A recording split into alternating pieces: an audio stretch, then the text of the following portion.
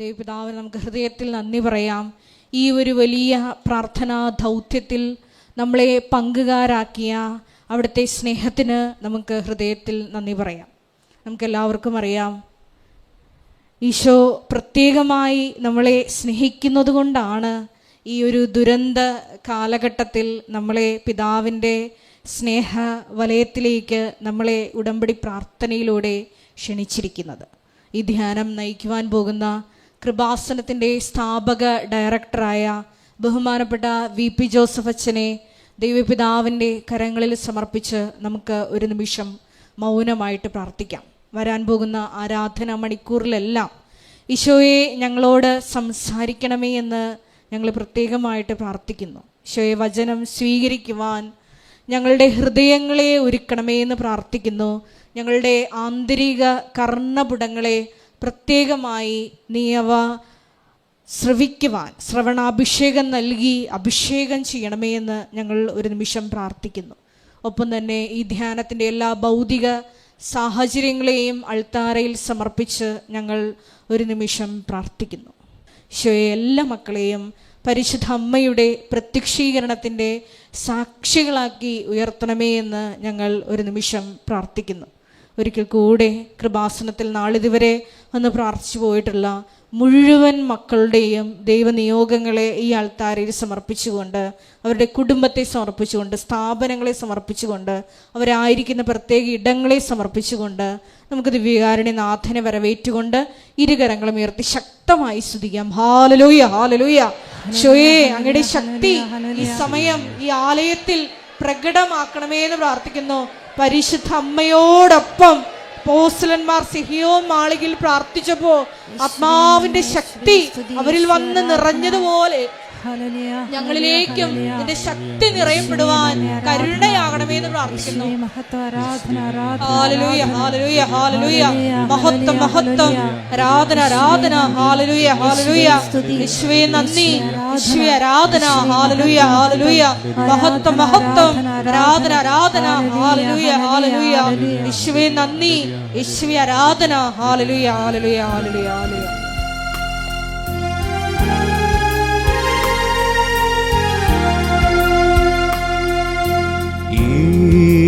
വിളക്കിൻ നടുവിൽ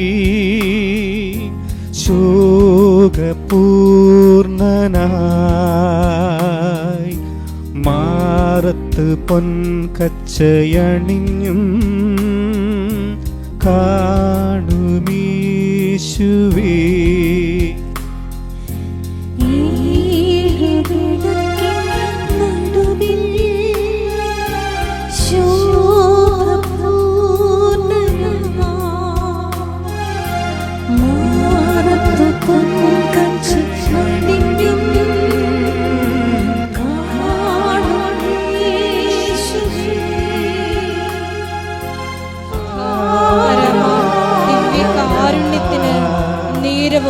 ആരാധനയും സ്തുതിയും പുകഴ്ചയും ഉണ്ടായിരിക്കട്ടെ. പരിശുദ്ധ പരമ ദിവ്യകാരുണ്യത്തിന് നേരവും ആരാധനയും സ്തുതിയും പുകഴ്ചയും ഉണ്ടായിരിക്കട്ടെ. പരിശുദ്ധ പരമ ദിവ്യകാരുണ്യത്തിന് നേരവും ആരാധനയും സ്തുതിയും പുകഴ്ചയും ഉണ്ടായിരിക്കട്ടെ.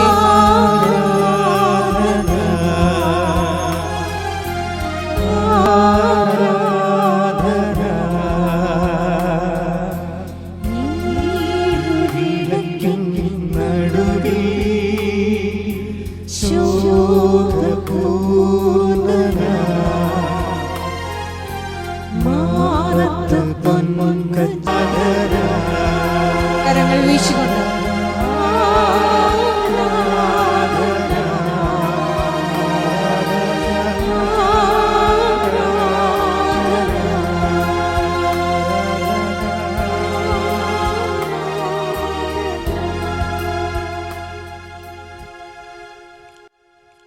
പരിശുദ്ധ പരമദിവ്യകാരുണ്യത്തിന് നേരവും ആരാധനയും സ്തുതിയും പുകഴ്ചയും ഉണ്ടായിരിക്കട്ടെ.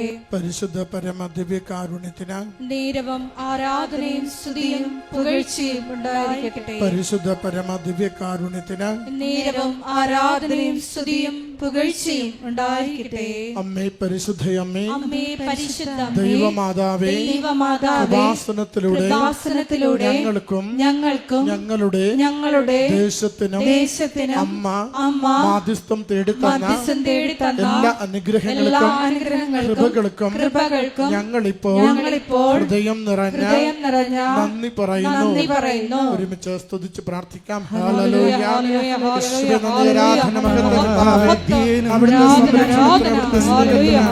അവിടുത്തെ സഹായത്തിന് ആരാധന മഹത്വം കർത്താവേ, ആരാധന മഹത്വം സ്തുതി കർത്താവേ, ആരാധന മഹത്വം സ്തുതി ആരാധന.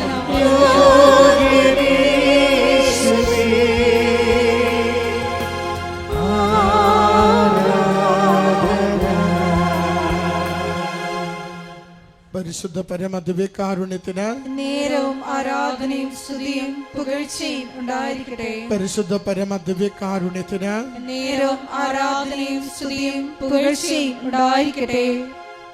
അമ്മേ പരിശുദ്ധയമ്മേ, അമ്മേ പരിശുദ്ധ അമ്മേ, ദൈവമാതാവേ, 2004 ഡിസംബർ 7-ാം തീയതി ഉച്ചകഴിഞ്ഞ് 2:30 കൃപാസനത്തിൽ സംഭവിച്ച അമ്മയുടെ പ്രത്യക്ഷപ്പെടലിനെ കുറിച്ച് തിരുസഭയ്ക്ക് സമർപ്പിച്ചിരിക്കുന്ന പഠനരേഖകളുടെ വസ്തുനിഷ്ഠവും ദൈവശാസ്ത്ര പ്രകാരമുള്ളതുമായ അന്വേഷണ പഠനങ്ങൾ നടത്തി ആ പ്രത്യക്ഷപ്പെടലിലൂടെ പ്രകടമായ ദൈവമാതാവിന്റെ പ്രത്യേക കരുതലും സംരക്ഷണവും വെളിപ്പെടുത്തുന്ന പീഡിതരുടെ ആശ്വാസവും പ്രവാചകന്മാരുടെ രാജ്ഞിയും വാഗ്ദാനത്തിന്റെ പേടകവും പ്രപഞ്ച പ്രകൃതിയുടെ മാതാവുമായ പരിശുദ്ധമ്മയുടെ ഭക്തി തിരുസഭയിൽ കൂടുതൽ പ്രചരിച്ച്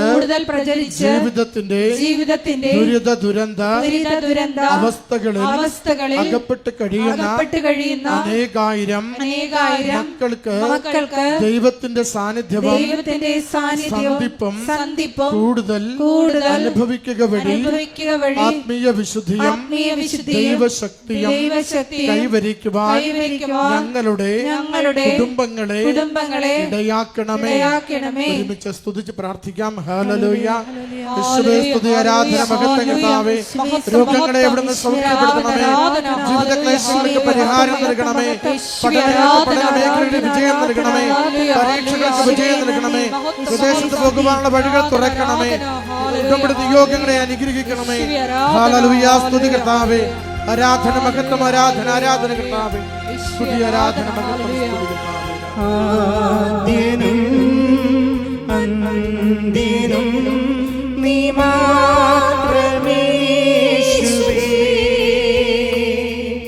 സ്തുതികൾക്കും പുകഴ്ചയ്ക്കും യോഗ്യനേശുവേ.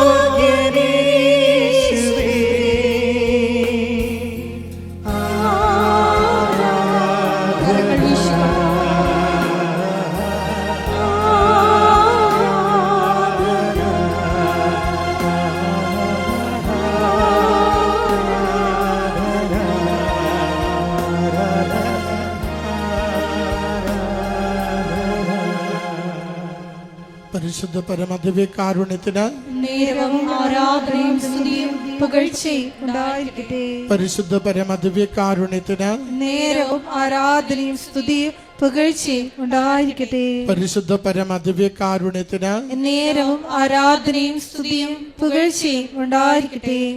അമ്മേ പരിശുദ്ധ അമ്മേ, അമ്മേ പരിശുദ്ധ അമ്മേ, ഭൂസ്വർലോകങ്ങളുടെ സ്വർലോകങ്ങളുടെ രാജ്ഞിയായ അങ്ങയ്ക്ക് ഭൗമ സംരക്ഷണത്തിനായി പ്രപഞ്ച പ്രകൃതിയെ തന്നെ തിരുസഭ പ്രതിഷ്ഠിക്കുവാൻ ഈ പ്രത്യക്ഷീകരണം വഴി ഇടയാക്കണമേ. പരിശുദ്ധമ്മേ, ജപമാല മാതാവേ, സകല കൃപാസനം പ്രാർത്ഥനകളോടും ചേർത്ത് ഞങ്ങളിപ്പോൾ പ്രാർത്ഥിക്കുന്ന ഈ കുടുംബത്തിന്റെ പ്രത്യേക നിയോഗവും നമ്മുടെ എല്ലാ അപേക്ഷകളും ആവശ്യങ്ങളും കൃപാസന മാതാവിന്റെ സംരക്ഷണയിൽ ദിവ്യകാരുണ്യനാഥന് സമർപ്പിക്കാം. വി പി ജോസഫ് അച്ഛൻ്റെ മിഷൻ നിയോഗങ്ങൾക്ക് വേണ്ടിയും പ്രാർത്ഥിക്കാം.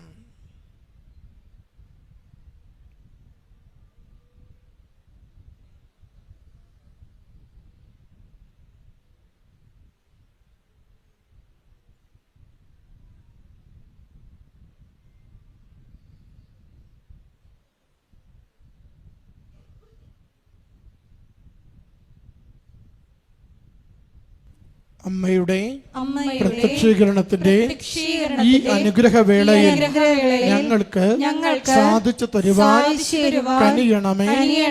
ആമേൻ. ഒരുമിച്ച് സ്തുതിക്കാം. ഹല്ലേലൂയ. യേശുവേ സ്തുതി, ആരാധന, മഹത്വം കർത്താവേ. ജോസഫച്ചനുടെ ധ്യാനത്തിൽ ഞങ്ങൾക്ക് ആവശ്യമായ സന്ദേശങ്ങൾ നൽകണമേ. രോഗസൗഖ്യത്തിന്റെ സന്ദേശങ്ങൾ നൽകണമേ. ജീവിത പ്രതിസന്ധികൾ മാറുവാനുള്ള സന്ദേശങ്ങൾ നൽകണമേ. ദൈവനാമത്തെ മഹത്വപ്പെടുത്തുവാൻ അനുഗ്രഹിക്കണമേ. അമ്മയുടെ ഉടമ്പടി പ്രകാരം ജീവിക്കുമ്പോഴത് കൃപയായി തീരുവാൻ ഞങ്ങളെ ഇവിടുന്ന് സഹായിക്കണമേ. ഹല്ലേലൂയ. സ്തുതി, ആരാധന, ആരാധന, മഹത്വം കർത്താവേ. ആരാധന, സ്തുതി, സ്തുതി കർത്താവേ. മഹത്വം, സ്തുതി, സ്തുതി കർത്താവേ.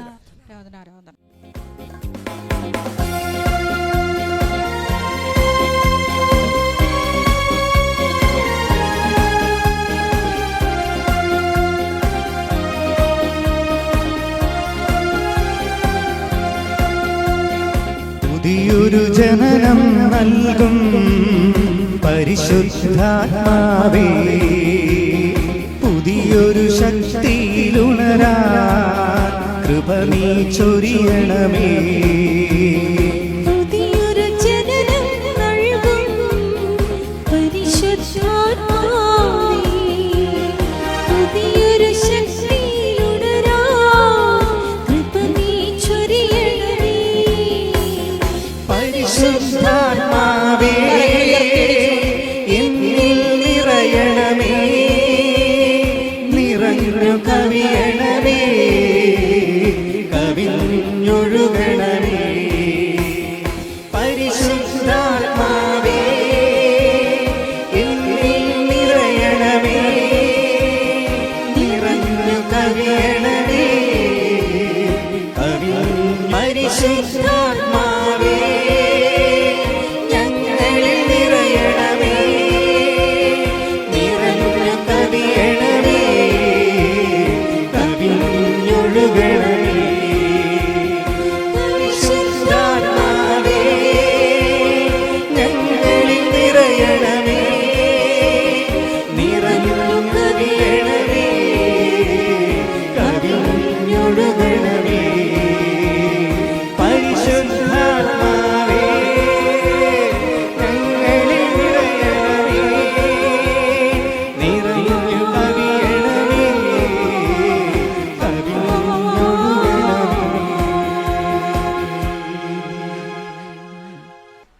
അറിയിപ്പുകൾ. ഒന്നാമത്തെ അറിയിപ്പ്, നമ്മളെ കൃപാസനത്തിൻ്റെ കാരിസം കണ്ടിന്യൂ ചെയ്യുന്നതിന് വേണ്ടി, അതേപടി കണ്ടിന്യൂ ചെയ്യുന്നതിന് വേണ്ടി നമ്മൾ സൊസൈറ്റി ഓഫ് കൃപാസനം എന്ന് പറഞ്ഞ് അഭിനന്ദ ആലപ്പുഴ പിതാവ് ജെയിംസ് ആനാവർമ്മ തിരുമേനിയുടെ അനുവാദത്തോടുകൂടി ഒരു pious association society of Kripasanam ആദ്യം സിസ്റ്റേഴ്സിൻ്റെതാണ് ആരംഭിക്കുന്ന. അതിൻ്റെ ഭാഗമായിട്ട് 12 വർഷമായിട്ട് നമ്മുടെ ശുശ്രൂഷയിലുള്ള ജോമോൾ സിസ്റ്ററുണ്ട്.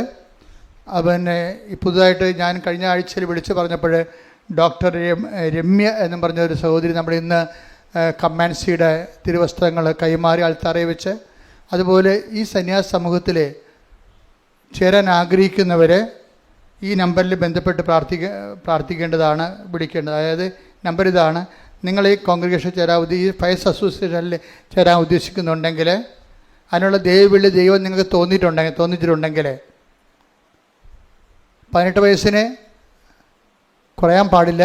അതുപോലെ തന്നെ 18 വയസ്സിൻ്റെ ആഗ്രഹിക്കുന്ന ആ വയസ്സിന് പറ്റിയ വിദ്യാഭ്യാസം ഉണ്ടായിരിക്കണം. നമ്പർ ഇതാണ് 82 81 29 75 11. പിന്നെ ജിമെയിലുണ്ട് apparitionmissionaries@gmail.com.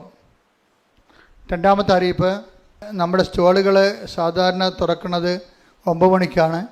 ഈ ആഴ്ച മുതൽ എക്സിക്യൂട്ടീവ് മീറ്റിംഗ് കഴിഞ്ഞപ്പോൾ മുതൽ രാവിലെ 6:30 മണി തൊട്ട് സ്റ്റോൾ തുറക്കും. പത്രം വേണ്ടവരും മറ്റ് വിഷയമുള്ളവരും സ്റ്റോളുമായിട്ട് ബന്ധപ്പെട്ട് വരുന്ന വിഷയങ്ങൾക്ക് സ്റ്റോള് നേരത്തെ 6 മണിക്ക് അടക്കുമായിരുന്നു വൈകുന്നേരം.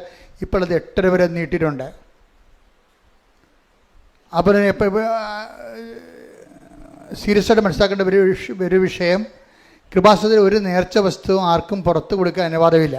അത് കൃപാസനത്തിൻ്റെ നേർച്ച വസ്തുക്കളാണ്. അത് 10-12 പ്രാവശ്യം വ്യഞ്ചരിച്ചിട്ടാണ് ഞങ്ങൾക്ക് തരണത്. ആ നേർച്ച വസ്തു നമ്മൾ അകത്ത് മാത്രമേ കിട്ടത്തുള്ളൂ. അത് വാങ്ങിക്കണമെന്നല്ല ഞാൻ പറയണത്, മറിച്ച് ഇങ്ങനെയുള്ള വിശുദ്ധമായ നേർച്ച വസ്തുവാണെന്ന് പറഞ്ഞുകൊണ്ട് ചിലർ ഇതിൻ്റെ പുറത്ത് ആൾക്കാരെ വളഞ്ഞു വെച്ചത് കൊടുത്ത് ഡിസ്റ്റർബൻസ് ഉണ്ടാക്കുന്നുണ്ട്. അപ്പം അത് തീർച്ചയായിട്ടും നിങ്ങൾ അതിനോട് സഹകരിക്കരുത്.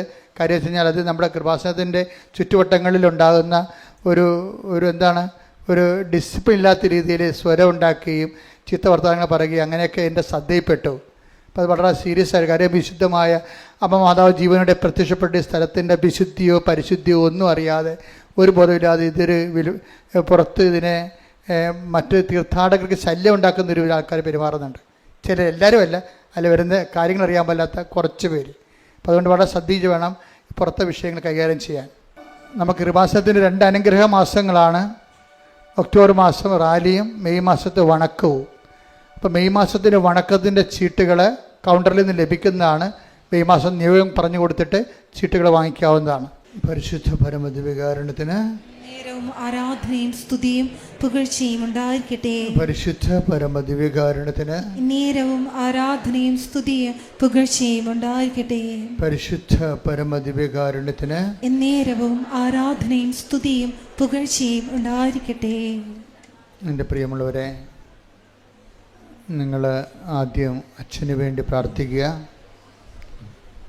ഉടമ്പടി ധ്യാനം വളരെ ഉത്തരവാദിത്തപ്പെട്ട ഒരു ശുശ്രൂഷയാണ്.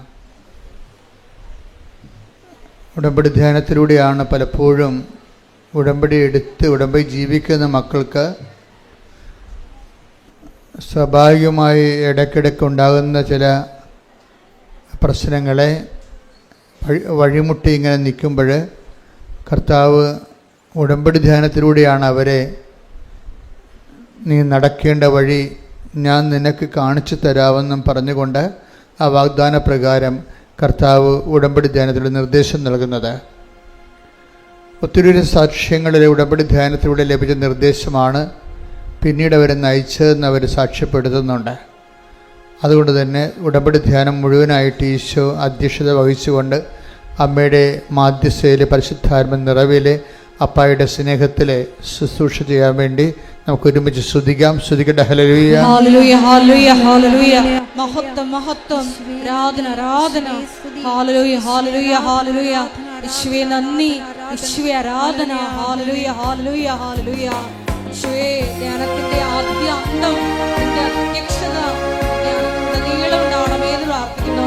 നമുക്ക് ഓരോരുത്തർക്കും ആത്മാഭിഷേകം നൽകണമേ എന്ന് പ്രാർത്ഥിക്കുന്നു. ആത്മാവാൽ വഴി നടത്തണമേ എന്ന് പ്രാർത്ഥിക്കുന്നു. അന്ത്യനും നീ മാത്രമേ യേശുവേ,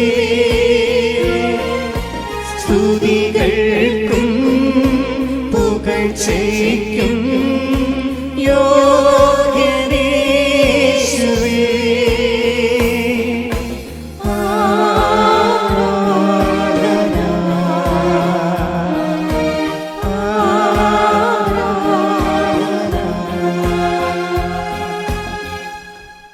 പരിശുദ്ധ പരമദിവ്യകാരുണ്യത്തിന് നേരവും ആരാധനയും സ്തുതിയും പുകഴ്ചയും ഉണ്ടായിരിക്കട്ടെ. പരിശുദ്ധ പരമദിവ്യകാരുണ്യത്തിന് നേരവും ആരാധനയും സ്തുതിയും പുകഴ്ചയും ഉണ്ടായിരിക്കട്ടെ. പരിശുദ്ധ പരമദിവ്യകാരുണ്യത്തിന് നേരവും ആരാധനയും സ്തുതിയും പുകഴ്ചയും ഉണ്ടായിരിക്കട്ടെ. എൻ്റെ പ്രിയമുള്ളവരെ,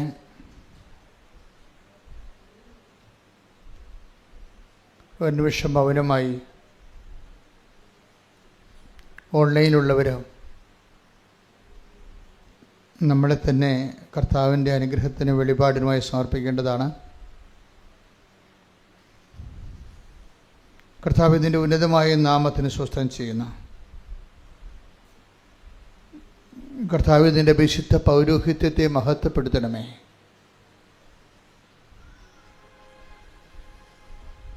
കർത്താവെ സഭയിലുള്ള സാന്നിധ്യം പ്രകടമാക്കണമേ.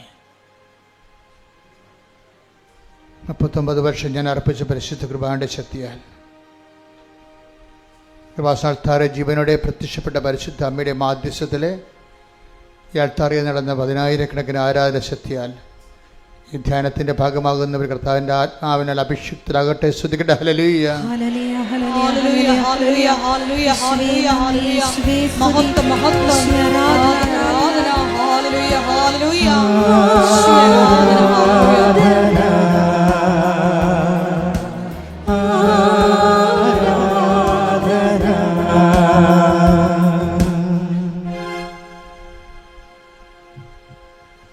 എൻ്റെ പ്രിയപ്പെട്ടവരെ, ഉടമ്പടി പലപ്പോഴും ഡ്രൈ ആയിട്ടുള്ള ഉടമ്പടിയുണ്ട്, അതുപോലെ തന്നെ ഫ്രഷ് ആയിട്ടുള്ള ഉടമ്പടിയുണ്ട്. ഈ ആധ്യാത്മികതയുടെ എല്ലാ സബ്ജക്റ്റിലും ഡ്രൈയും അതുപോലെ തന്നെ ഫ്രഷും ഉണ്ട്. ഡ്രൈ എന്ന് പറയുന്നത് വരണ്ട രീതിയിലുള്ള ഒരു ഉടമ്പടി ജീവിതം സാധ്യമാണ്. പലരും അങ്ങനെ ഒരു വരണ്ട ജീവിതമാണ് നയിക്കുന്നത്, ഉടമ്പടിയുടെ വരണ്ട ജീവിതം. അതുകൊണ്ടാണ് അവർക്ക് ദൈവത്തിൻ്റെ ഇടപെടലില്ലാത്തതിൻ്റെ കാരണം അതാണ്. ഇന്ന് രാവിലെ ഞാനൊരു സാക്ഷ്യം കേട്ടപ്പോൾ അതിൽ പറഞ്ഞത്, ഒരു മോളിവിടെ രാവിലെ മുതൽ ഇവിടെ വന്നിട്ടുണ്ട്, എന്നിട്ട് അവരിങ്ങനെ എന്ത് ചെയ്യണമെന്ന് അവർക്കൊരു ഐഡിയ ഇല്ല. First time she's coming. ആദ്യം വരണവരാണ്. അപ്പം അവർ ഉടമ്പടി എടുക്കണം, എടുത്താലിത് പൂർത്തിയാക്കാൻ പറ്റുമോ എന്നൊക്കെ ഇങ്ങനെ കയ്യാലപ്പുറത്ത് തേങ്ങാ പോലെ ഇങ്ങനെ ആലോചിച്ചിരിക്കുമ്പോൾ ഉടമ്പടി എടുത്ത ഒരു കൊച്ചിനോട് പറഞ്ഞ്, കൊച്ചെ ഒന്ന് പറഞ്ഞു തരാമോ എന്താണ് ഉടമ്പടി എന്ന്. അപ്പോൾ അവൾ പറഞ്ഞ്, അത് സിമ്പിളാണ്, രാവിലെ എഴുന്നേറ്റ് പ്രാർത്ഥിക്കണം, ഒരു പ്രത്യക്ഷ പ്രാർത്ഥന ഉണ്ട്, വൈകുന്നേരം പ്രാർത്ഥിക്കണം, പിന്നെ ഉപവാസം. അപ്പോൾ ഞാൻ ഉപവാസം ഞാൻ ഉടമ്പടി ഇല്ലാതെ തന്നെ എടുക്കുന്നതാണ്. അപ്പോൾ അത്രയും സിമ്പിളാണല്ലേ. അതാണ് ഡ്രൈ ഉടമ്പടി എന്ന് പറയുന്നത്. ആ പെരിച്ചാഴി പോലും പറഞ്ഞു കൊടുത്തത് പോലും എന്ത് തെറ്റാണെന്ന് നോക്കി. അവർ ഉടമ്പടി എടുത്ത കക്ഷിയാണ്. അവർ പറഞ്ഞു കൊടുത്തിരിക്കുന്ന സംഭവം എന്ന് പറയുന്നത് രാവിലെ എഴുന്നേറ്റ് പ്രാർത്ഥിക്കണം, വൈകുന്നേരം പ്രാർത്ഥിക്കണം, പിന്നെ ഇടയ്ക്കൊന്ന് ഉപവസിക്കണം ഏതെങ്കിലും ദിവസം, അത്രേ ഉള്ളെന്ന്. അപ്പോൾ ഉടമ്പടി ഒരു ഘടകവും ഇവർ പറഞ്ഞിട്ടില്ല. കാര്യം ഇവരും ഉടമ്പടി എടുത്ത കക്ഷിയാണ്. ഉടമ്പടി എടുത്ത ആളിൻ്റെ ഗതികേട് കണ്ടില്ലേ. ഇതിനാ ഡ്രൈ കവനൻ്റ് എന്ന് പറയണത്, ഉണക്ക ഉടമ്പടി എന്ന് പറയും. ഇതിൻ്റെ ഫ്രഷ് എന്ന് പറയുന്ന സംഭവം എന്ന് പറയണത് എപ്പോഴും നമ്മൾ, അപ്പം നിങ്ങൾ ചോദിക്കുക എന്താണ് ഫ്രഷായിട്ടുള്ള ഉടമ്പടി? ഫ്രഷായിട്ടുള്ള ഉടമ്പടി എന്ന് പറയണത്, അഥവാ അതെങ്കിലും ഉടമ്പടി 100% വിജയിക്കാൻ വേണ്ടി നമ്മൾ എന്താണ് ചെയ്യേണ്ടത്? അതിൽ എപ്പോഴും നമ്മളെന്തിനാണ് ദൈവത്തിൻ്റെ വചനങ്ങൾ എന്തിനാണ് എപ്പോഴും വായിക്കുന്നത്? ദൈവത്തിൻ്റെ വചനം വായിക്കുന്നവരിലും 2 തരമുണ്ട്. ദൈവം പറഞ്ഞിട്ട് വായിക്കുന്നവരും ദൈവം പറയാണ്ട് ജോസഫച്ചൻ പറഞ്ഞിട്ട് വായിക്കുന്നവരുമുണ്ട്. അപ്പം നിങ്ങൾ ചോദിക്കും, ജോസഫച്ചൻ പറഞ്ഞ ദൈവം പറഞ്ഞതല്ലേ എന്ന്. അതല്ല, ഉടമ്പടി നിയമപ്രകാരം അരമണിക്കൂർ സാങ്കേതികമായിട്ട് വചനം വായിക്കണമല്ലോ, ഇല്ലേ? അപ്പം അതുകൊണ്ട് അവരതനുസരിച്ചുകൊണ്ട് ആദത്തിൻ്റെ കഥ തൊട്ട് വായിക്കാൻ തുടങ്ങും. അങ്ങനെ ഓരോ ഘട്ടവും ഓരോ സമയത്ത് അരമണിക്കൂർ. അതല്ല ഞാൻ പറഞ്ഞിരിക്കുന്നത്. ഉടമ്പടിയിൽ നിങ്ങൾ എപ്പോഴും നമ്മൾ ശ്രദ്ധിക്കേണ്ട ഒരു വിഷയം, ഉടമ്പടി ദൈവത്താൽ നയിക്കപ്പെടുന്ന ലെഡ് ബൈ ഹോളി സ്പിരിറ്റ് ആയിട്ടുള്ള ഒരു റീഡിംഗ് ഉണ്ട്. നിങ്ങൾ ഉടമ്പടി ഫ്രഷ് കവനൻറ്റിലാണെങ്കിൽ നിങ്ങൾ വായിക്കേണ്ട ഭാഗം ദൈവം നിങ്ങൾക്ക് തിരഞ്ഞെടുത്ത് തരും. എന്നുവെച്ചാൽ ഉടമ്പടിയുടെ വഴിയിലൂടെ പോകുമ്പോൾ ഈ ദൈവവചനത്തിൻ്റെ ഒരു പ്രത്യേകത എന്ന് വെച്ച് കഴിഞ്ഞാൽ ഇപ്പോഴും ആയിരക്കണക്കിന് സാക്ഷ്യങ്ങളാണ് മനുഷ്യർ പറയണത്. ഒരു സുലുവിൻ്റെ സാക്ഷ്യം ഞാൻ കേട്ടു. അപ്പോഴെന്താ സാക്ഷ്യത്തിൻ്റെ പ്രത്യേകത എന്ന് വെച്ചാൽ അവരെ സംബന്ധിച്ചിടത്തോളം അവർക്ക് യൂറോപ്പിൽ പോകണം. പോകുന്നതിൻ്റെ കാരണം വെച്ച് കഴിഞ്ഞാൽ അവർ 10-25 വർഷമായിട്ട് ഒരു നേഴ്സാണ്. പിന്നെ അവർ ഇതുപോലെ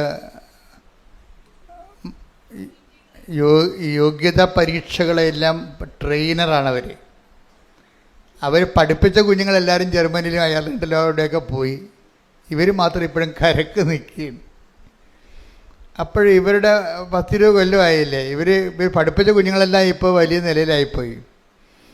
അപ്പോൾ ഇവരുടെ മക്കൾ ചോദിച്ചു, അമ്മയ്ക്ക് എന്താ പോകാൻ പറ്റാത്തതെന്ന് ചോദിച്ചു.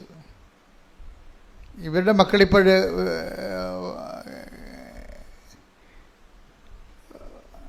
ഒരുവിധം കാര്യങ്ങൾ മനസ്സിലാക്കുന്ന പ്രായമായി. അപ്പോൾ അവർ അമ്മയോട് ചോദിക്കണം, അമ്മയ്ക്ക് എന്താണ് പോകാൻ പറ്റാത്തത്.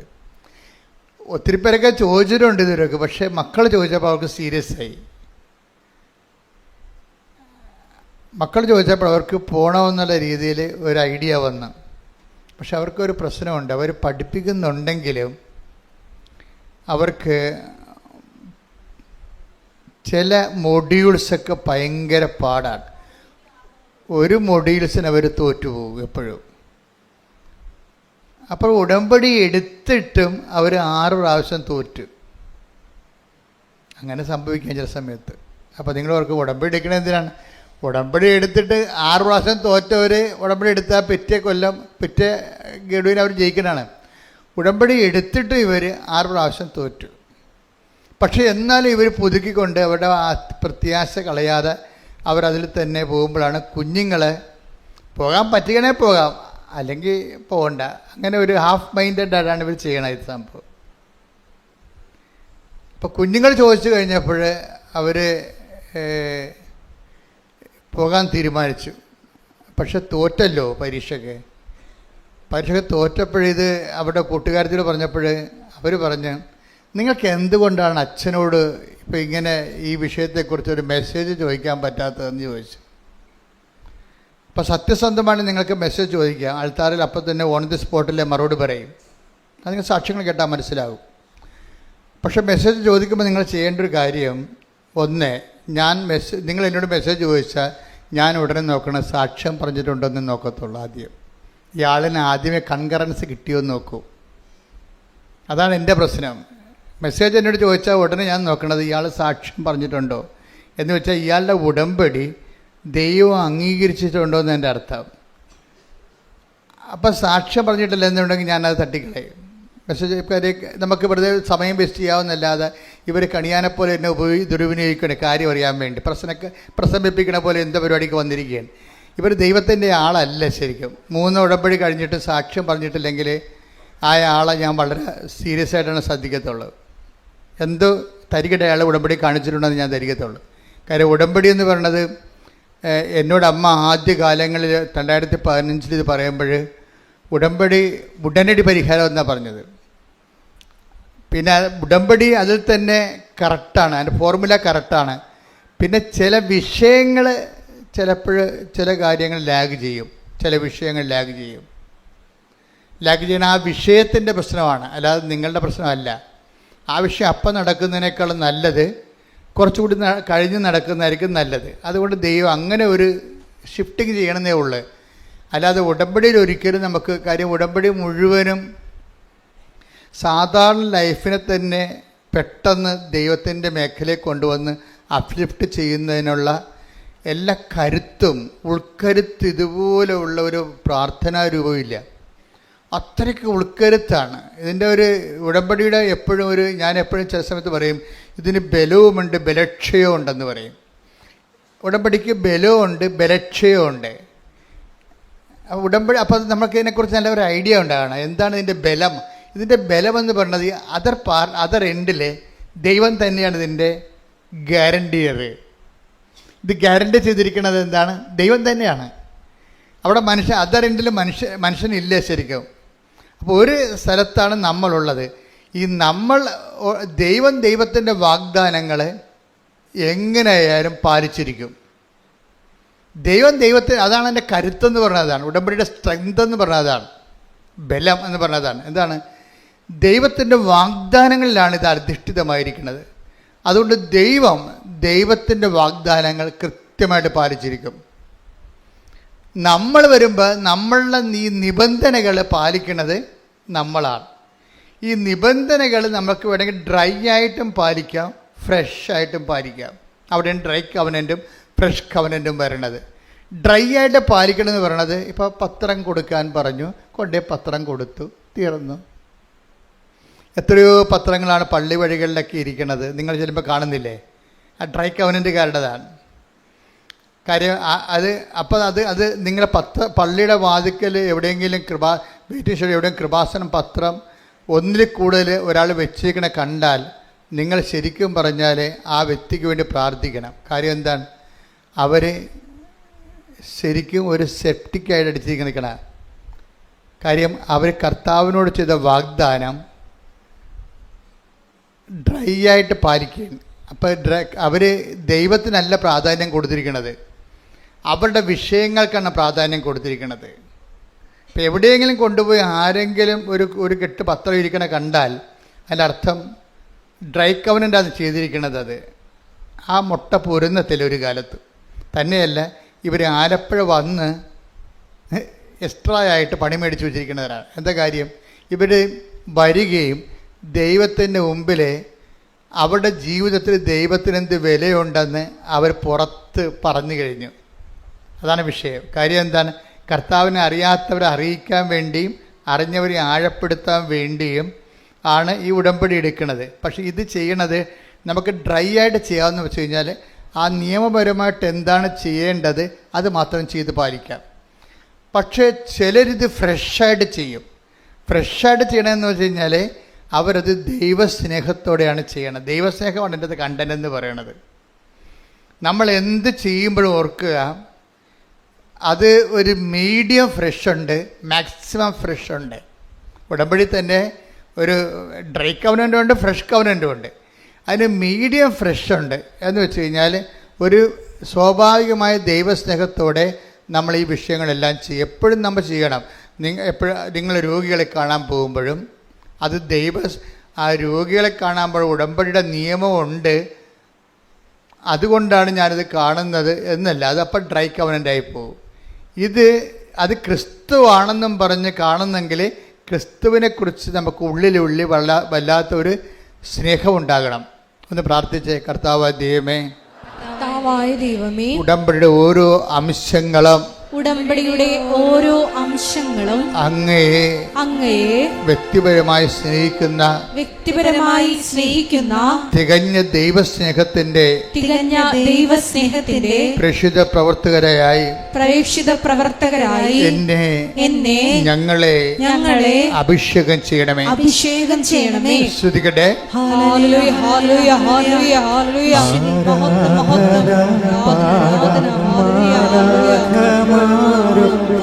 ജീവന്റെ തിരുഭോജ്യമേ, ആരാധന പാടാമാലാഖമാരൊപ്പം ജീവന്റെ തിരുഭോജ്യമേ. അപ്പോൾ എപ്പോഴും നിങ്ങൾ പ്രാർത്ഥിക്കുമ്പോഴും അതുപോലെ പ്രവർത്തിക്കുമ്പോഴും നിങ്ങൾ പ്രാർത്ഥിക്കുകയും പ്രവർത്തിക്കുകയും ചെയ്യുമ്പോഴൊക്കെ നിങ്ങളുടെ നിയോഗങ്ങളാണ് പ്രാധാന്യം കൊടുത്താൽ പ്രാർത്ഥിക്കണത്, അല്ലേ? അത് ഡ്രൈ കവനൻ്റാണ്, ഉണക്ക ഉടമ്പടി എന്ന് പറയും. നിയോഗം ഓൾറെഡി നിങ്ങൾ ദൈവത്തിൻ്റെ സമർപ്പിച്ചില്ലേ? അത് വെറുതെ കൊണ്ടുവന്ന് ഇട്ടിരിക്കണമല്ല, പരിശുദ്ധ അമ്മ വഴിയാണ് നിങ്ങൾ എടുത്തിരിക്കണത്. ഇതിലൊന്നും നിങ്ങൾക്ക് വിശ്വാസം ഇല്ലാത്തതുകൊണ്ടാണ് നിങ്ങൾ അത് തന്നെ പിന്നെ പറഞ്ഞുകൊണ്ടിരിക്കണത്. നിങ്ങൾ ആര് വഴിയാണ് കൊടുത്തിരിക്കുന്നത്? പരിശുദ്ധ അമ്മ വഴിയാണ് നിങ്ങൾ കർത്താവിൻ്റെ അടുത്ത് നിങ്ങളുടെ കണ്ണീര് കൊടുത്തിരിക്കുന്നത്. നിങ്ങൾ പിന്നെയും ദൈവത്തോട് പ്രാർത്ഥിക്കുമ്പോൾ അത് തന്നെ പറഞ്ഞുകൊണ്ടിരുന്നതിൻ്റെ അർത്ഥം എന്താണ്? അമ്മയുടെ അടുത്ത് കൊടുത്തതൊക്കെ നിങ്ങൾ അംഗീകരിക്കണില്ല എന്നുള്ളതാണ്. ഒന്നൊക്കെ നിങ്ങൾക്ക് വിവരമില്ല, അല്ലെങ്കിൽ നിങ്ങൾ വിഡ്ഢിവേഷം കെട്ടുകയാണ്. എന്ന് വെച്ച് കഴിഞ്ഞാൽ നിങ്ങൾ അത് തന്നെയല്ലേ പിന്നെയും പറയണത്. ഇത് ഡ്രൈ കവനൻ്റായിട്ട് വരും. കാര്യം നിങ്ങൾ ഒരിക്കൽ അമ്മയുടെ അടുത്ത് ഉടമ്പടി പ്രകാരം കൊടുത്ത കാര്യങ്ങൾ പിന്നെ നിങ്ങൾ ഒരിക്കലും പ്രാർത്ഥന പറയരുത്. നിങ്ങൾ ഉടമ്പടി ചെയ്ത കാര്യങ്ങൾ ദൈവം അംഗീകരിച്ചു, അതിൻ്റെ ഫസ്റ്റ് സ്റ്റെപ്പ് പൂർത്തിയാക്കി. അപ്പോൾ നിങ്ങൾക്ക് കമ്മ്യൂണിക്കേറ്റ് ചെയ്യാം. അമ്മയുടെ അമ്മ ഉടമ്പടി എടുത്തു കഴിഞ്ഞു, ഓൾറെഡി ഫയലിൽ ഇത്രയും സ്റ്റെപ്സേക്ക് മുന്നോട്ട് പോകുന്നുണ്ട്, അതിൽ നന്ദി പറയാം. നിങ്ങൾക്ക് നന്ദി പറയാം. അപ്പോൾ ഈ എപ്പോഴും നമ്മൾ ശ്രദ്ധിക്കേണ്ടത്, ഉടമ്പടി ഇട്ട വിഷയങ്ങൾ വീണ്ടും തന്നെ ഈ താറാവ് സ്വരം ഉണ്ടാക്കുന്ന പോലെ കറകുറാന്ന് പറഞ്ഞ് എപ്പോഴും സ്വരം ഉണ്ടാക്കിക്കൊണ്ടിരുന്നു കഴിഞ്ഞാൽ നിങ്ങൾക്ക് എന്തോ തലക്ക് വട്ടാണെന്ന് ദൈവം വിചാരിക്കത്തുള്ളൂ. ഒന്നാമത് നിങ്ങൾ ചെയ്ത ഉടമ്പടിയിൽ നിങ്ങൾക്ക് തന്നെ വിശ്വാസമില്ല എന്ന കാര്യം നിങ്ങളെ ഏൽപ്പിച്ച ആളാരാണെന്ന് നിങ്ങൾക്ക് അറിയത്തില്ല. അമ്മയെടുത്ത് നിങ്ങൾ ഏൽപ്പിച്ചിരിക്കുന്നത്. രണ്ടാമത് അമ്മ അത് പാസ് ചെയ്യുന്ന അടുത്ത് ഈശോൻ്റെ അടുത്താണ്. ഇതിനെക്കുറിച്ച് ഒന്നും നിങ്ങൾക്ക് യാതൊരു അറിവുമില്ലാതെ ഈ ഉടമ്പടി മൂന്നാമത്തെ പുതുക്കിയാലും പിന്നെയും ആ നിയോഗത്തിനെ പറ്റി ദൈവത്തെ ഓർപ്പിച്ചുകൊണ്ടിരിക്കും. ദൈവത്തിന് എന്താണ് ഓർമ്മക്കുറവാണ്. അതെപ്പോഴും ശ്രദ്ധിക്കണം. അത് തന്നെ പിന്നെയും പറഞ്ഞുകൊണ്ടിരിക്കും. ഇതിങ്ങനെ ഒരിക്കലും ചെയ്യരുത് എൻ്റെ മക്കൾ. ഞാൻ പറയണത് ആ വിഷയം നിങ്ങൾ ഡീല് പോലും ചെയ്യരുത്. നിങ്ങൾ ഡീല് ചെയ്യേണ്ട വിഷയം എന്താണ്? ഫ്രഷ് കവനൻ്റ് എന്ന് പറയുമ്പോൾ നിങ്ങൾ കൈകാര്യം ചെയ്യേണ്ട വിഷയങ്ങൾ എന്താണ്? നിങ്ങൾ ദൈവത്തോട് ചെയ്തിട്ടുള്ള വാഗ്ദാനങ്ങളുണ്ട്, നിബന്ധനകൾ. അതിലാണ് നിങ്ങൾ ശ്രദ്ധിക്കേണ്ടത്. ദൈവത്തോട് ചെയ്ത വാഗ്ദാനങ്ങൾ. ഈ ദൈവത്തോട് ചെയ്ത വാഗ്ദാനങ്ങൾ നമുക്ക് ഒരു നിയമപരമായിട്ട് സാങ്കേതികമായിട്ട് ചെയ്യാം. അതിനാണ് ഡ്രൈ കവനൻ്റ് എന്ന് പറയുന്നത്. അങ്ങനെ പറഞ്ഞു, അച്ഛൻ കൊച്ചി പോകാം, ഞാൻ പറഞ്ഞില്ല. അച്ഛൻ കൊച്ചി പോകാൻ പറഞ്ഞു, ഞാൻ കൊച്ചി പോയെന്ന് പറയത്തില്ല. അതുപോലെ ടെക്നിക്കലായിട്ട് നിങ്ങൾ ചെയ്യാം. ടെക്നിക്കലായിട്ട് ചെയ്താൽ ഉടമ്പടി ലാഗ് ചെയ്യും. ടെക്നിക്കലായിട്ടല്ലോ. കാര്യം ഉടമ്പടി ഒന്ന് പുതുക്കിയെന്ന് പറഞ്ഞു കഴിഞ്ഞാൽ അത്രയും നിങ്ങൾക്ക് ആ 30% ഈ വിഷയത്തിൽ ദൈവസ്നേഹം വളർന്നിരിക്കണം ആളിന്. ഉടമ്പടി ഒന്ന് പുതുക്കിയെന്ന് പറഞ്ഞാൽ ആളിൻ്റെ ദൈവസ്നേഹം വളർന്നിരിക്കണം. ഈ കൗൺസിലേഴ്സിനൊക്കെ വെച്ചിരിക്കുന്നത് അത് അസസ് ചെയ്യാനാണ്. അല്ല നിങ്ങൾ കുമ്പസാരിച്ചാൽ കുർബാന സ്വീകരിച്ചാൽ നോക്കാനല്ല വെച്ചിരിക്കുന്നത്. നിങ്ങളുടെ ആധ്യാത്മിക ജീവിതം അസസ് ചെയ്യാനാണ് വെച്ചിരിക്കുന്നത്. എന്ന് വെച്ചാൽ അത്രയും ദൈവസ്നേഹം നിങ്ങൾ വളർന്നോ. ദൈവസ്നേഹം വളർന്നോ എന്ന് നമുക്ക് എങ്ങനെ അറിയാൻ പറ്റും? സ്നേഹത്തിൻ്റെ ഫീച്ചേഴ്സ് നമ്മളുടെ കയ്യിലല്ല. പരിശുദ്ധാത്മാവ് അതിനെക്കുറിച്ച് കൃത്യമായ മാനദണ്ഡങ്ങൾ നൽകിയിട്ടുണ്ട്. ദൈവസ്നേഹത്തിൽ ഒരു വ്യക്തി വളരുമ്പോൾ ആ ദൈവസ്നേഹത്തിൽ വളരുന്നതിന് ആ ദൈവസ്നേഹത്തിലാണ്. നമുക്ക് ലോകസ്നേഹത്തിൽ വളരാം, വ്യക്തിസ്നേഹത്തിൽ വളരാം എന്നും. പക്ഷേ ദൈവസ്നേഹത്തിൽ വളരുക എന്ന് പറയുന്നത് പരിശുദ്ധാത്മാവിൻ്റെ ഫലങ്ങളായിട്ട് വരുന്ന ദൈവസ്നേഹമാണ്. അപ്പം അതിൻ്റെ ഫീച്ചേഴ്സ് ഉണ്ട്. Take the word of God. 1 Corinthians 13:4. സ്നേഹം ദീർഘക്ഷമയും ദയയുമുള്ളതാണ്. ഇതാണ് ഫസ്റ്റ് ഫീച്ചർ. അതാണ് നിങ്ങൾ ഒന്ന് പുതുക്കി കഴിയുമ്പോൾ ഇത് ടെസ്റ്റ് ചെയ്ത് നോക്കണം. കുഞ്ഞമ്മ, അന്നമ്മ, ആരാണെന്നെങ്കിലും എന്താണ് അന്നമ്മ? ദീർഘക്ഷമയും ദയയും ഉള്ളതാണെന്ന് പോയി പണി നോക്കാൻ പറയും. അതാണ് പ്രശ്നം. നമ്മളവിടെ സ്നേഹത്തിൻ്റെ പാലെല്ലാം നമ്മുടെ പേരെഴുതി വെക്കണം. ഭയങ്കര പാടാ. ഞാൻ നോക്കിയിട്ടുള്ളതാണ്. ഞാൻ തന്നെ പണി മേടിച്ചിട്ടുള്ളതാണിത്. എന്ന് വെച്ചാൽ ഇതിൻ്റെ അകത്ത് വരുന്നത് ഈ ഒരു ഒന്നാം പുതുക്കൽ കഴിയുമ്പോൾ നിങ്ങളെന്ത് ചെയ്യണത്? എനിക്ക് ഓഫർ ലെറ്റർ വന്നോ, അതിനുശേഷം വിസ വന്നോ, ടിക്കറ്റ് വന്നോ, അതാണ് നിങ്ങൾ ഇപ്പോൾ ഇങ്ങനെ ഈ ദൈവത്തിൻ്റെ നിരസ്ഥിതി എപ്പോഴും പറഞ്ഞുകൊണ്ടിരിക്കുന്നത്. ഇത് ശരിക്കും പറഞ്ഞാൽ ഇത് കേട്ട് ദൈവം ബോറടിച്ച് നിങ്ങളെ പന്നിക്കാട്ടത്തിൻ്റെ വില പുലർത്താൻ തള്ളിക്കളഞ്ഞൊരു ചരക്കാണ് നിങ്ങൾ. കാര്യം എന്താ? ഈ പിശാചിന് ഇത് മാത്രമേ പറയാൻ അറിയാൻ പാടുള്ളൂ. ദൈവത്തെ സ്നേഹിക്കാനോ സ്നേഹത്തിൻ്റെ സുവിശേഷമോ സുവിശേഷ സാക്ഷ്യമോ ഈ വിഷയത്തെക്കുറിച്ച് ഒന്നും ഒരു ബോധവും ഇല്ല. ഉടമ്പടി എന്ന് പറഞ്ഞാൽ എന്താ? രാവിലെ എഴുന്നേക്കണം, വൈകുന്നേരം എഴുന്നേക്കണം, വൈകുന്നേരം കിടക്കണം, ഇടയ്ക്ക് ഉപവസിക്കണം. ഇതാണ്. ഇത്രയും കുറെ കണ്ടാമൃഗങ്ങൾ ഉടമ്പടി എടുത്തിട്ടുണ്ട്. സങ്കടം തോന്നും കേട്ട് കഴിഞ്ഞാൽ. അതായത് നിങ്ങൾ ക്ലാസ് ശ്രദ്ധിക്കണില്ല എന്ന് തോന്നണേ. തന്നെയല്ല അച്ഛൻ്റെ ധ്യാനം കൂടാത്ത കുറേ ആൾക്കാരുണ്ട്. ശരിക്കും പുതുക്കാൻ വരുമ്പോൾ കൗൺസിലേഴ്സ് ശ്രദ്ധിക്കണം. ഞാൻ പറയുമ്പോഴേ എന്താ വെച്ചാൽ കൗൺസിലേഴ്സ് എപ്പോഴും ശ്രദ്ധിക്കേണ്ടത് ധ്യാനം കൂടുന്നുണ്ടെന്ന് ഉറപ്പ് വരുത്തണം. അല്ലെങ്കിൽ പുതുക്കി കൊടുക്കരുത്. പുതുക്കണ കാര്യമില്ല. കാര്യം ഈ അപ്ഡേഷൻസ് എല്ലാം വരണം ഉടമ്പടി ധ്യാനത്തിലാണ് വരണേ. ഉടമ്പടി ധ്യാനത്തിലാണ് ഈ ചൊവ്വാഴ്ചയുള്ള ധ്യാനത്തിലാണ്, ഓൺലൈൻ ധ്യാനത്തിലാണ് ഉടമ്പടിയുടെ അപ്ഡേഷൻസ് വരണതും ഉടമ്പടിയുടെ ആൾക്കാരോട് ഈശോ സംസാരിക്കണതും അങ്ങനെയാണ്. അപ്പം സംസാരിക്കുന്ന സമയത്ത് ചിലപ്പോൾ പേഴ്സണലായിട്ട് സംസാരിക്കും. ഓരോ വ്യക്തികളും അവരുടെ വിഷയങ്ങൾ മാത്രം സംസാരിക്കും. അതെല്ലാം സന്ദേശമായിട്ട് സംസാരിക്കും. അങ്ങനെ ദൈവത്തിൻ്റെ ഇടപെടൽ ഉള്ള ഒരു കമ്മ്യൂണിക്കേഷനായിട്ടുള്ള ഒരു സ്പോട്ടാണ് ഉടമ്പടി ധ്യാനം എന്ന് പറഞ്ഞാൽ. അത് ആൾ പങ്കെടുത്തിട്ടില്ലെന്ന് പറഞ്ഞാൽ പിന്നെ അത് പുതുക്കേണ്ട കാര്യമില്ല. അത് പുതുക്കേണ്ട കാര്യമില്ല ശരിക്കും പറഞ്ഞാൽ. അതായത് എപ്പോഴും നമ്മൾ ശ്രദ്ധിക്കേണ്ട വിഷയം, ഉടമ്പടി പുതുക്കുമ്പോൾ നിങ്ങൾ ഈ ദൈവസ്നേഹത്തിൽ 1 Corinthians 13:4 ഒന്നിന് വായിച്ച്. സ്നേഹം ദീർഘക്ഷമയും ദയയുമുള്ളതാണ്. ഇപ്പം 2 ക്വാളിറ്റി ഇവിടെ വരണം. ഒന്ന് പുതുക്കി കഴിയുമ്പോൾ നമ്മളുടെ പേര് പറഞ്ഞാൽ പിന്നീട് എന്താണ്? സ്നേഹം, ദീർഘക്ഷമയും ദയയുമുള്ളതാണ്. അപ്പോൾ ഒരു ദയ കാണിക്കാൻ ബാധ്യസ്ഥമാണ്. ചില സമയത്ത് ദയ ആരോടായിരിക്കും കാണിക്കേണ്ടി വരണത്? നമ്മളെക്കാൾ താഴ്ന്നവരോടായിരിക്കും നമുക്ക് ദയ കാണിക്കേണ്ടി വരണത്. ദയ എന്ന് പറഞ്ഞ ഒരു അണ്ടർസ്റ്റാൻഡിങ് ആണ്. ഇപ്പോൾ കഴിഞ്ഞ ദിവസം തന്നെ എൻ്റെ പേരിനോട് ഞാൻ പറഞ്ഞായിരുന്നു, എനിക്ക് വെളുപ്പിന് എഴുന്നേറ്റ് കുർബാനയും ചൊല്ലി പോകണം, അതുകൊണ്ട് കുർബാനക്ക് ഒരുക്കണമെന്ന് പറഞ്ഞായിരുന്നു. അപ്പോൾ ഞാൻ രാവിലെ കുർബാന ചെല്ലാൻ വന്നപ്പോൾ കുർബാനക്ക് ഒരുക്കിയിട്ടില്ല. പക്ഷെ ഞാൻ അദ്ദേഹത്തോട് വളരെ സൗമ്യവും സ്നേഹമായിട്ട് പ്രാർത്ഥിച്ചു, പെരുമാറി. എനിക്ക് വേണമെങ്കിൽ അയാളെ സസ്പെൻഡ് ചെയ്യാം. എന്താ കാര്യം? ഡയറക്റ്റ് പറഞ്ഞിട്ട് കേൾക്കാത്ത ആളെ പിന്നെ ആര് പറഞ്ഞിട്ട് കേൾക്കാനാ? അപ്പോൾ ഞാൻ എന്താ മനസ്സിലാക്കിയത്? ഞാൻ ദയ കാണിച്ചു. എന്താ കാര്യം? അദ്ദേഹം ചിലപ്പോൾ വർക്കിൻ്റെ ടൈറ്റ് കൊണ്ട് ചിലപ്പോൾ മറന്നുപോയ മനഃപൂർവ്വം അല്ലെന്ന് ഞാൻ ധരിച്ചു. ഇതിനാണ് ദയ എന്ന് പറയുന്നത്.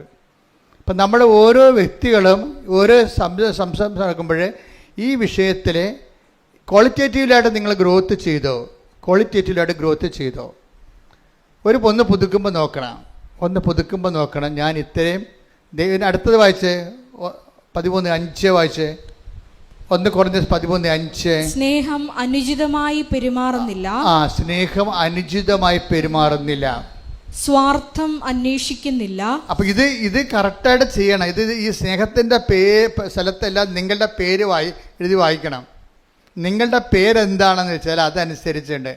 അപ്പം നിങ്ങൾ ഇതിൻ്റെ അകത്ത് കുറേ നോൺ ക്രിസ്ത്യൻസ് ഉണ്ട്. അപ്പോൾ പറയും, അയ്യോ ഇതൊക്കെ വായിക്കാൻ ഞങ്ങളാരും ക്രിസ്ത്യൻസ് അല്ല. എന്നാൽ പിന്നെ ഈ പരിപാടിക്ക് നിങ്ങൾ ഇറങ്ങരുത്. ദൈവത്തിനെ പറ്റിച്ച് വയറ്റിപ്പിഴപ്പിന് ഉള്ള വക ഒപ്പിച്ചെടുക്കാനാണ് നിങ്ങൾ ഉടമ്പടി എടുക്കാൻ പറ്റുന്നത്. അങ്ങനെയല്ല.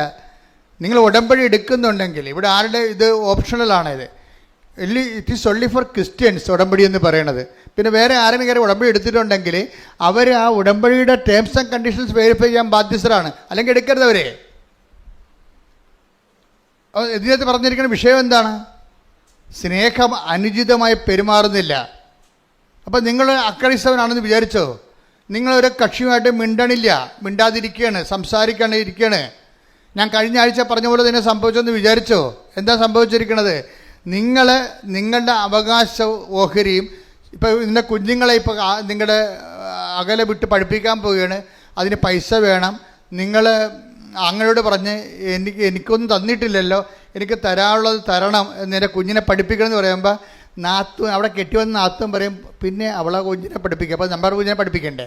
മനുഷ്യ താനങ്ങാൻ കൊടുക്കുന്നുണ്ട്, അതല്ലേ കൈയും കാലും പെട്ടൊന്നും അപ്പോൾ നമുക്കറിയാം നാത്തൂനാണ് പാര വെച്ചത്. നമുക്ക് മനസ്സിലായി. പക്ഷേ ഈ നാത്തൂർ കാണുമ്പോൾ നീ ഉടമ്പടി എടുത്ത നീ എന്ത് മോന്ത വെക്കും? അതാണ് വിഷയം. നീ മിണ്ടത്തില്ല. കാര്യം എന്താണ്? എൻ്റെ കുഞ്ഞിനെ പഠിപ്പിക്കപ്പെടാതിരിക്കണം, എൻ്റെ ഓഹരി കിട്ടാതിരിക്കാൻ വേണ്ടി ഇവളല്ലേ വട്ടം ചവിട്ടിയത്. പക്ഷേ ഒരു പ്രശ്നം, നീ ഉടമ്പടി എടുത്ത വ്യക്തിയാണെങ്കിൽ നിന്നെ ഭരിക്കേണ്ടത് ആരാണ്? ക്രിസ്തുവാണ് ഭരിക്കേണ്ടത്. അല്ലാതെ നിൻ്റെ കുടുംബത്തിലുണ്ടാകുന്ന പാരമ്പര്യമായിട്ടുള്ള മൗലിക വികാരങ്ങളല്ല ഭരിക്കേണ്ടത്. അത് പ്രാർത്ഥിക്കുക. കർത്താവായ ദൈവമേ, എൻ്റെ ജീവിതത്തിന്റെ വ്യത്യസ്തങ്ങളായ മണ്ഡലങ്ങളിലെ നിന്നോട് ചെയ്ത ഉടമ്പടി പാലിക്കാൻ സുവിശേഷ വിഹിതമായി മുന്തിയ ദൈവസ്നേഹത്തോടെ പെരുമാറുവാൻ അങ്ങനെ ആത്മീയമായി വളരുവാൻ എന്നെ സഹായിക്കണമേ. ഹല്ലേലൂയ, ഹല്ലേലൂയ, ഹല്ലേലൂയ, ഹല്ലേലൂയ. മഹത്വം, മഹത്വം, ആരാധന, ഹല്ലേലൂയ, ഹല്ലേലൂയ. യേശുവേ നന്ദി. സ്നേഹമെന്ന വാക്കിനർത്ഥം ജീവിതം കൊണ്ടങ്ങ് പൂർത്തിയാക്കുമ്പോൾ സ്നേഹം സഹനമാണെന്നോ ഞാൻ അറിയുന്നു. സ്നേഹം മരണമാണെന്നോ ഞാൻ കാണുന്നു. സ്നേഹം ബലിയായി തീരുന്നു, ചങ്കും ചോരയുമേകുന്നു. സ്നേഹം കുരിശിൽ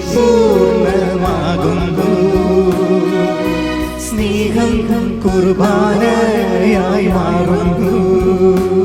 ഒരുമിച്ച് പാടുക, ശ്രുതികട്ടെ. ഹല്ലേലൂയ. സ്നേഹമെന്ന വാക്കിനർത്ഥം ഭൂമിയിൽ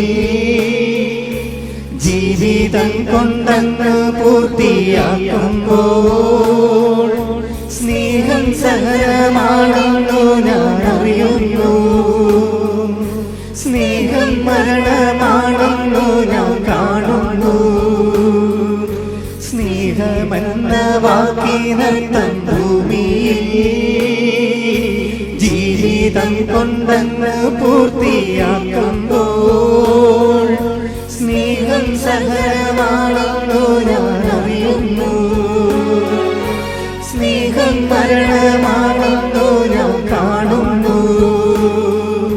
സ്നേഹം ബലിയായി തീരുന്നു, ചങ്കും ചോരയുമേകുന്നു. സ്നേഹം കുരിശിൽ പൂർണ്ണമാകുന്നു. സ്നേഹം കുർബാനയായി മാറുന്നു. പരിശുദ്ധ പരമ ദിവ്യകാരുണ്യത്തിന് നേരവും ആരാധനയും സ്തുതിയും പുകഴ്ചയും ഉണ്ടായിരിക്കട്ടെ. നിങ്ങൾ ടി വിയിലൊക്കെ ഇരുന്ന് കാണുകയും തർക്കിക്കുകയൊക്കെ ചെയ്യുന്ന ആൾക്കാരില്ലേ, അവർ ഉന്നയിക്കുന്ന വിഷയങ്ങളുണ്ടായില്ലേ, അവർ പല ക്രിസ്ത്യാനികളെന്ന പേരിൽ അവർ പല ആശയങ്ങളെ ഉന്നയിക്കണേ കാണാം. അതൊന്നും പലപ്പോഴും ക്രിസ്ത്യനായിരിക്കണം നിർബന്ധമില്ല. ഞാനിതുകൊണ്ടാണ് പല കാര്യങ്ങൾക്ക് അഭിപ്രായങ്ങൾ പറയാത്തത്. എനിക്ക് വേണമെങ്കിൽ അഭിപ്രായം പറയാം. കേരളത്തിൽ നടക്കുന്ന പല കാര്യങ്ങൾക്കും അഭിപ്രായം പറയാത്തത് എന്തുകൊണ്ടാണ്? പലപ്പോഴും അഭിപ്രായം പറയുമ്പോൾ അത് പരിശുദ്ധാത്മാവിന് നിരക്കുന്നതാണോ അല്ലയോ എന്ന് പറയാൻ ഞാൻ ബാധ്യസ്ഥനാണ്. കാര്യം എന്താണ്? പരിശുദ്ധാത്മാവിലൂടെയാണ് ശുശ്രൂഷ നയിക്കപ്പെടുന്ന. കാരണം പരിശുദ്ധാത്മ നിറക്കാത്ത നിലപാടുകൾ എടുത്തു കഴിഞ്ഞാൽ പരിശുദ്ധാത്മാവിൻ്റെ പ്രവർത്തനങ്ങൾ നിലക്കും, നിർവീര്യമായി പോകും. ഉടമ്പടിക്കാരും ഇത് ശ്രദ്ധിക്കേണ്ടതുണ്ട്. കാര്യം നമ്മളെ ദൈവം രക്ഷിച്ചില്ലെങ്കിൽ പിന്നെ വേറെ ആരും രക്ഷിച്ചിട്ട് വലിയ കഥയൊന്നുമില്ല. അതെപ്പോഴും ഓർക്കണം. ദൈവം രക്ഷിക്കണം. കാര്യം നമ്മളെന്താ, നമ്മൾ വെടിപ്പും മെനയുമായിട്ട് ദൈവത്തിൻ്റെ വചനങ്ങൾ നിറവേറ്റിക്കൊണ്ട് ഉടമ്പടിയിൽ അങ്ങ് ജീവിക്കുക. എനിക്കറിയാമല്ലോ, ഉടമ്പടിയിൽ കഴിഞ്ഞ ദിവസങ്ങളിൽ ഞാനൊരു വചനം വായിച്ച്, അതായത് 14:9 തോബീസ് എന്ന് പറയുന്ന അപ്പനാ. അപ്പൻ തോബിയാസ് എന്ന് പറഞ്ഞ മകനെ ഒരു സ്ഥലത്തേക്ക്, അതായത് ഡിയാസ്പ്ര, അതായത് അവർ യുദ്ധത്തിൽ പാലായനം ചെയ്യണ സമയത്ത് ഈ തോബിത്തെന്ന് പറയുന്ന ആൾ 10 താലന്ത് വെള്ളി ഒരു സ്ഥലത്ത് മറവ് ചെയ്യാൻ കൊടുത്തു. തിരിച്ചു വരുമ്പോൾ വാങ്ങിക്കാമെന്ന്. അപ്പം അത് വാങ്ങിക്കാൻ വിടുന്ന രംഗങ്ങളാണ് ഈ തോബിത്തിൻ്റെ പുസ്തകത്തിലുള്ളത്. മനോഹരമായൊരു പുസ്തകമാണ്, നിങ്ങൾ വായിക്കണേ. അതൊരു കവനൻ്റ് ലൈഫിൻ്റെ നിമ്നോന്നതങ്ങളും ഉഷ്ണ വസന്ത ശീതോഷ്ണ കാലാവസ്ഥകളും എല്ലാം കറക്റ്റായിട്ട് കാണിക്കുന്ന, അതായത് ഉടമ്പടി ജീവിതത്തിൻ്റെ എല്ലാ കാലാവസ്ഥയും ഒരുമിച്ച് കൈകാര്യം ചെയ്യുന്നൊരു പുസ്തകമാണ് തോബിത്തിൻ്റെ പുസ്തകം. ഞാനത് ഉടമ്പടി പുസ്തകമാണെന്ന് പറയാൻ കാര്യം, തോബിത്തിൻ്റെ പുസ്തകം ഉടമ്പടി പുസ്തകമാണെന്ന് പറയാൻ കാര്യം അതിൻ്റെ 14:9 വായിച്ചോളൂ. നിനക്ക് ശുഭം ഭവിക്കാൻ, എന്നിട്ട് പറഞ്ഞ നിനക്ക് ശുഭം ഭവിക്കാൻ നിയമവും പ്രമാണങ്ങളും പാലിക്കുകയും നീതിയോടും കരുണയോടും കൂടെ വർത്തിക്കുകയും ചെയ്യുക. അപ്പൊ പെരുമാറ്റം ഒരു പ്രധാനപ്പെട്ട ഘടകമാണ് എൻ്റെ അത്. ഈ ഡ്രൈ കവനന്റ് എന്ന് പറഞ്ഞ കാര്യം, നിങ്ങളിങ്ങനെ പത്രം കൊടുത്ത് കുറേ രോഗികളെയും പോയി കണ്ടേച്ചും പെരുമാറ്റത്തിൽ അത് വന്നില്ല എന്നുണ്ടെങ്കിൽ ഇത് ഡ്രൈ കവനന്റ് ആയിപ്പോവും. പെരുമാറ്റത്തിൽ അത് വരണമെന്നുണ്ടെങ്കിൽ എന്താണ് നിങ്ങൾ നയിക്കേണ്ടത്? ദൈവസ്നേഹമായിരിക്കണം. സ്നേഹമാണ് വായിച്ചോളൂ. അതാണ് സ്നേഹമാണ് ഈ കരുണയുടെ അടിസ്ഥാനം എന്ന് പറയുന്നത്. നമ്മൾ ദൈവസ്നേഹം വളരുമ്പോഴാണ് ശരിക്കും പറഞ്ഞാൽ സ്നേഹത്തിൻ്റെ ഫലങ്ങളായിട്ടാണ് കരുണ. ശരിക്കും നമ്മൾ കരുണയെ അങ്ങനെ നേരിട്ട് കരുണയെ നമ്മൾ അഡ്രസ്സ് ചെയ്തിട്ട് കഥയില്ല. കാര്യം അത് ഇപ്പോൾ ഒരു പേരമരത്തിൽ ഒരു കായ ഉണ്ടാകുമ്പോൾ അതുപോലെ തന്നെ ഒരു ഫലമാണ് കരുണയെന്ന് പറയണത്. കരുണ ഒരു ഫലമാണ്.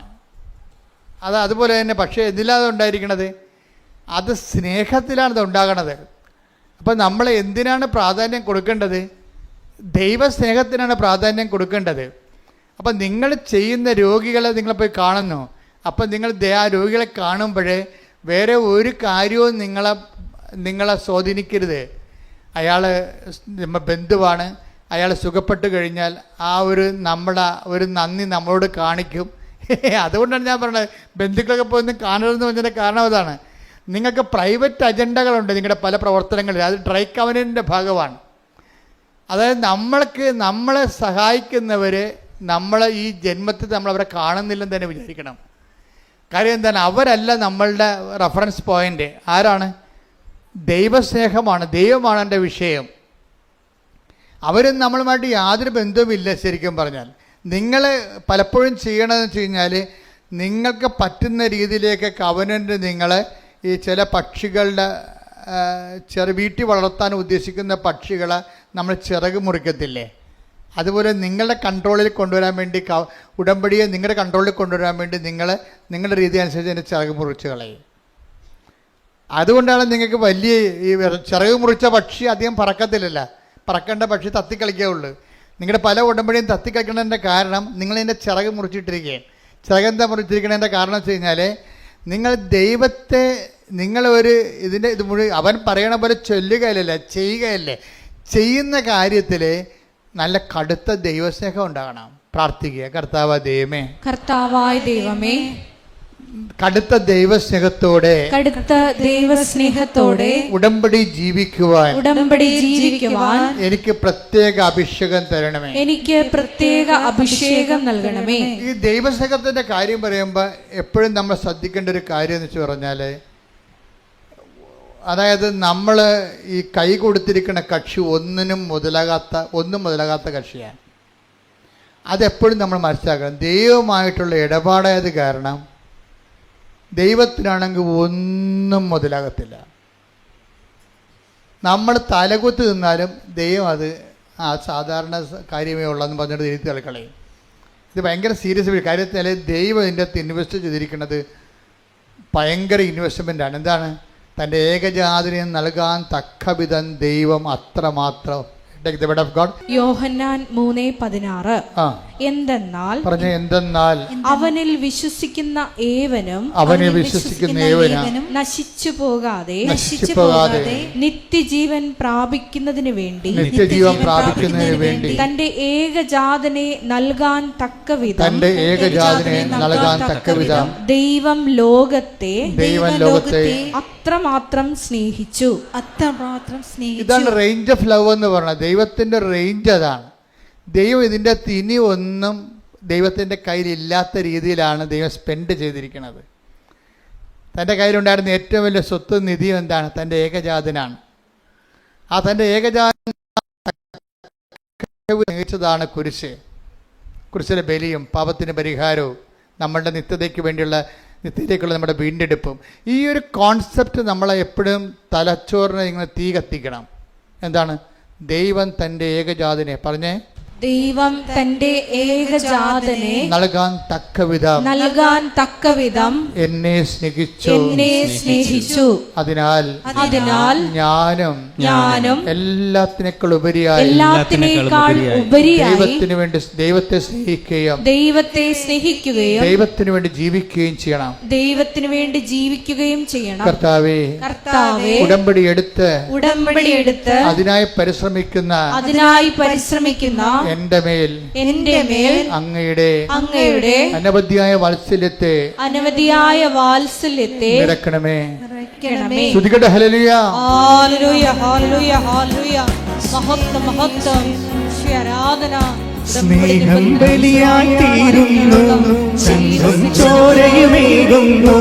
സ്നേഹം ബലിയായി തീരുന്നു, ചങ്കും ചോരയുമേകുന്നു. സ്നേഹം കുരിശിൽ പൂർണ്ണമാകുന്നു. സ്നേഹം കുർബാനയായി മാറുന്നു. ദിവ്യകാരുണ്യമേ ദൈവമേ, ദിവ്യകാരുണ്യമേ സ്നേഹമേ, ദിവ്യകാരുണ്യമായി എന്നെ തേടിയെത്തുന്ന ഈശോ അങ്ങേ ഞാൻ ആരാധിക്കുന്നു. ആനന്ദത്തോടും കൊണ്ടിടും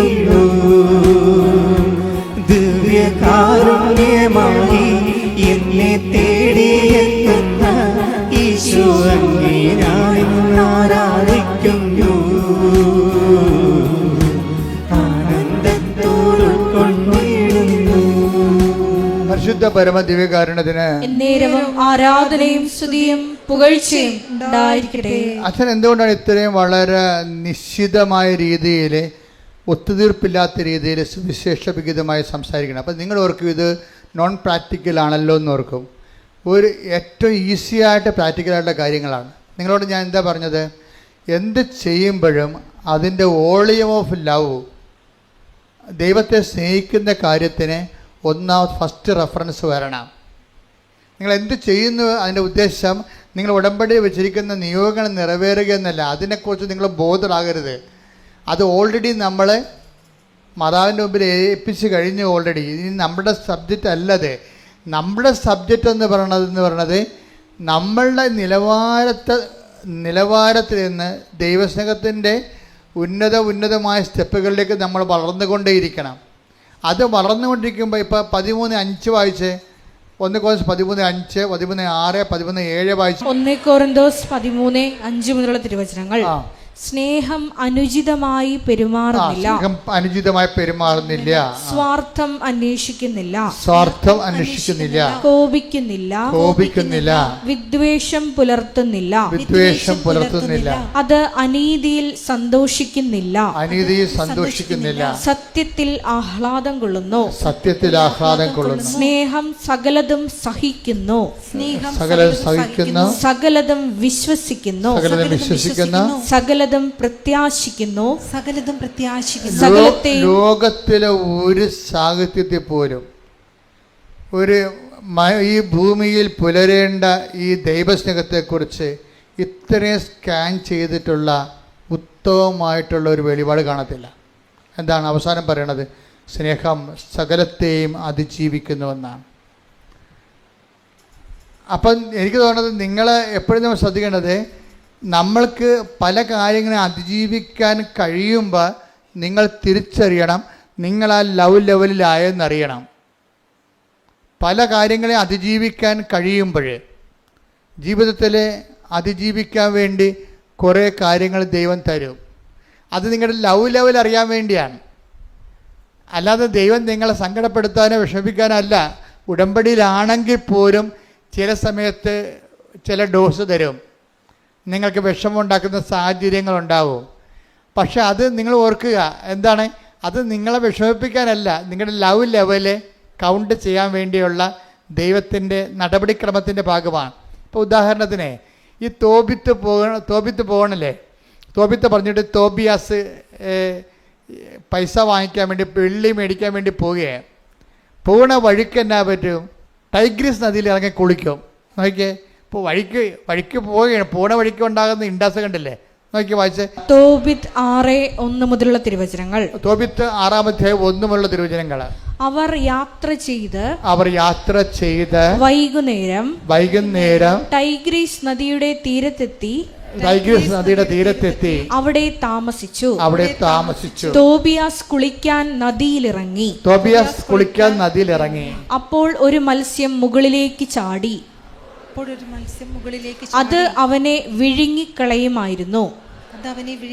അപ്പൊ ചില്ലറ മത്സ്യമല്ല കേട്ടോ, 10-70 കിലോ തൂക്കമുള്ള ആളാണ് തോബിയാസ്.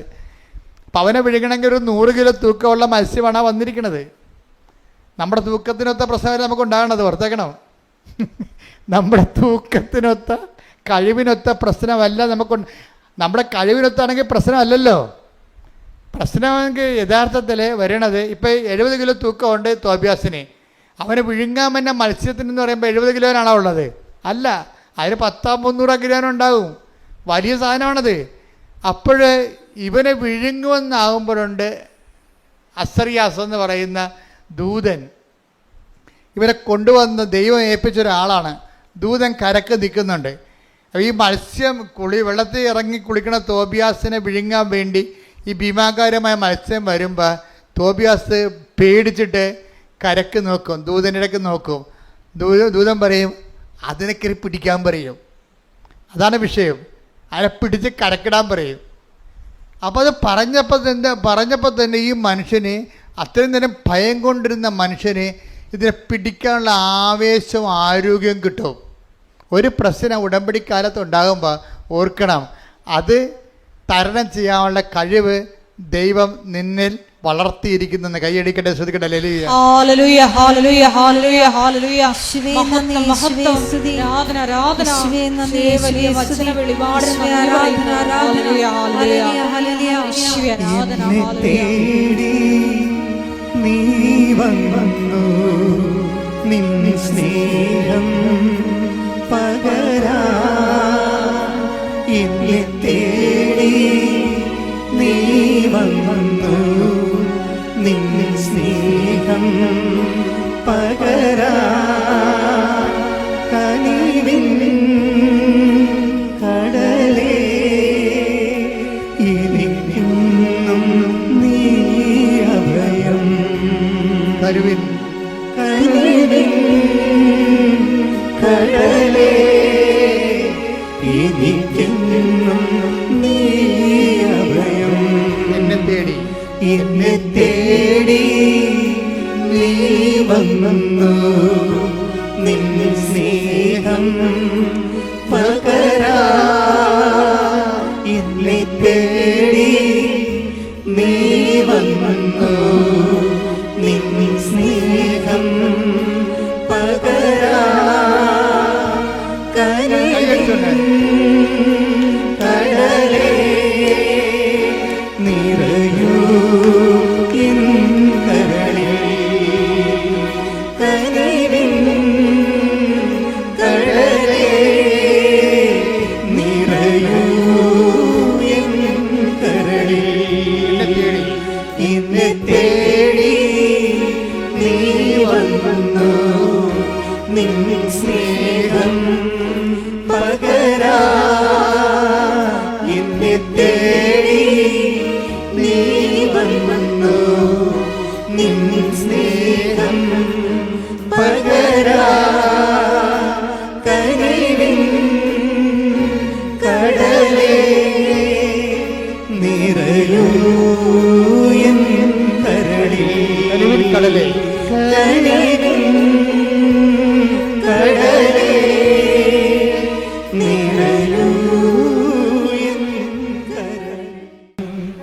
ഇത്രയും നേരം അച്ഛനിലൂടെ ഈശോ പറഞ്ഞുകൊണ്ടിരുന്ന ഇതാണ്, മക്കളെ, നിങ്ങൾ ഉടമ്പടി എടുക്കാൻ ദൈവം അനുഭവിച്ചത് തന്നെ എൻ്റെ വഴക്ക് പറയണമെന്ന് നിങ്ങൾ കാര്യമായിട്ട് എടുക്കരുതേ. അത് നിങ്ങൾ കുറച്ചുകൂടി ഭംഗിയായിട്ട് ഉടമ്പടി ചെയ്യാൻ വേണ്ടി അച്ഛൻ പ്രശ്നം ഉണ്ടാക്കുന്നതാണ്, അല്ലാതെ അത് നീരസമായിട്ട് എടുക്കരുത് നിങ്ങൾ. ഞാൻ ഉദ്ദേശിക്കുന്നത് ഇതാണ്, ഉടമ്പടി ഒരു പെർഫെക്റ്റ് ഫോർമുലയാണ്.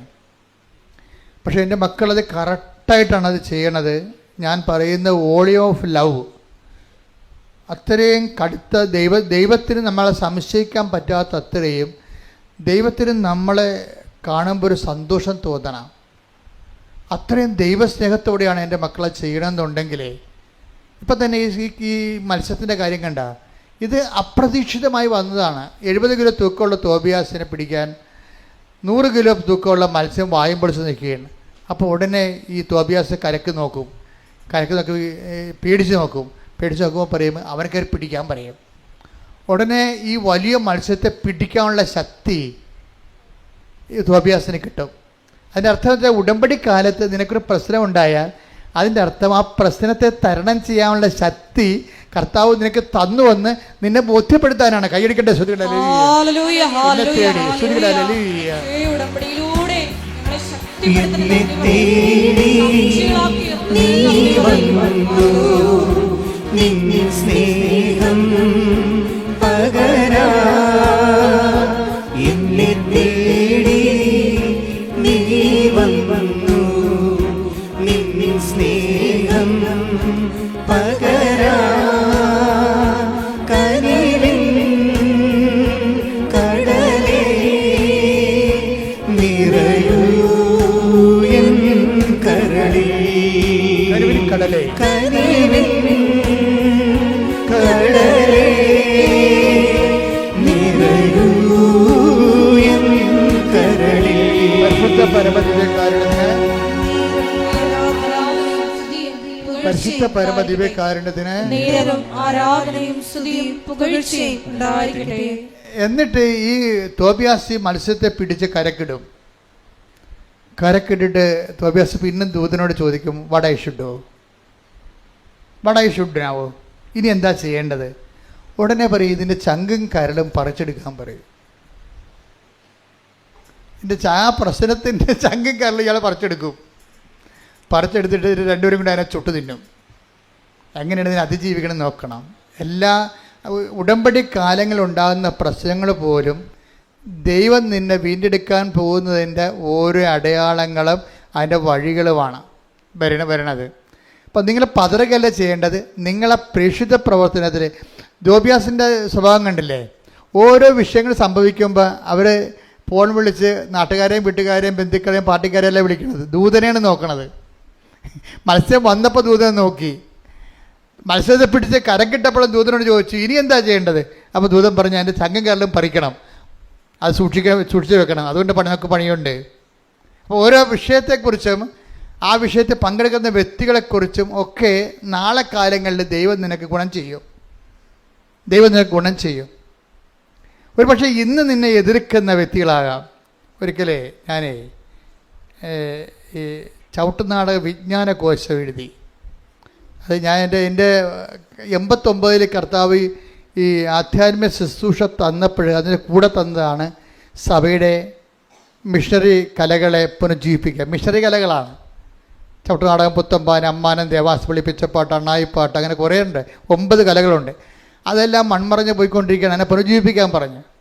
ഞാൻ പിന്നെ എനിക്ക് സമയം കിട്ടുമ്പോൾ ആധ്യാത്മിക ശുശ്രൂഷ കഴിഞ്ഞാൽ പിന്നെ ഞാൻ അതിൻ്റെ ഗവേഷണങ്ങൾ, പഠനങ്ങൾ, അവതരണങ്ങൾ, അതുപോലെ തന്നെ കളരികൾ സ്വരൂപിക്കുക, അവരെ പഠിപ്പിക്കാനുള്ള സംവിധാനം ഉണ്ടാക്കുക.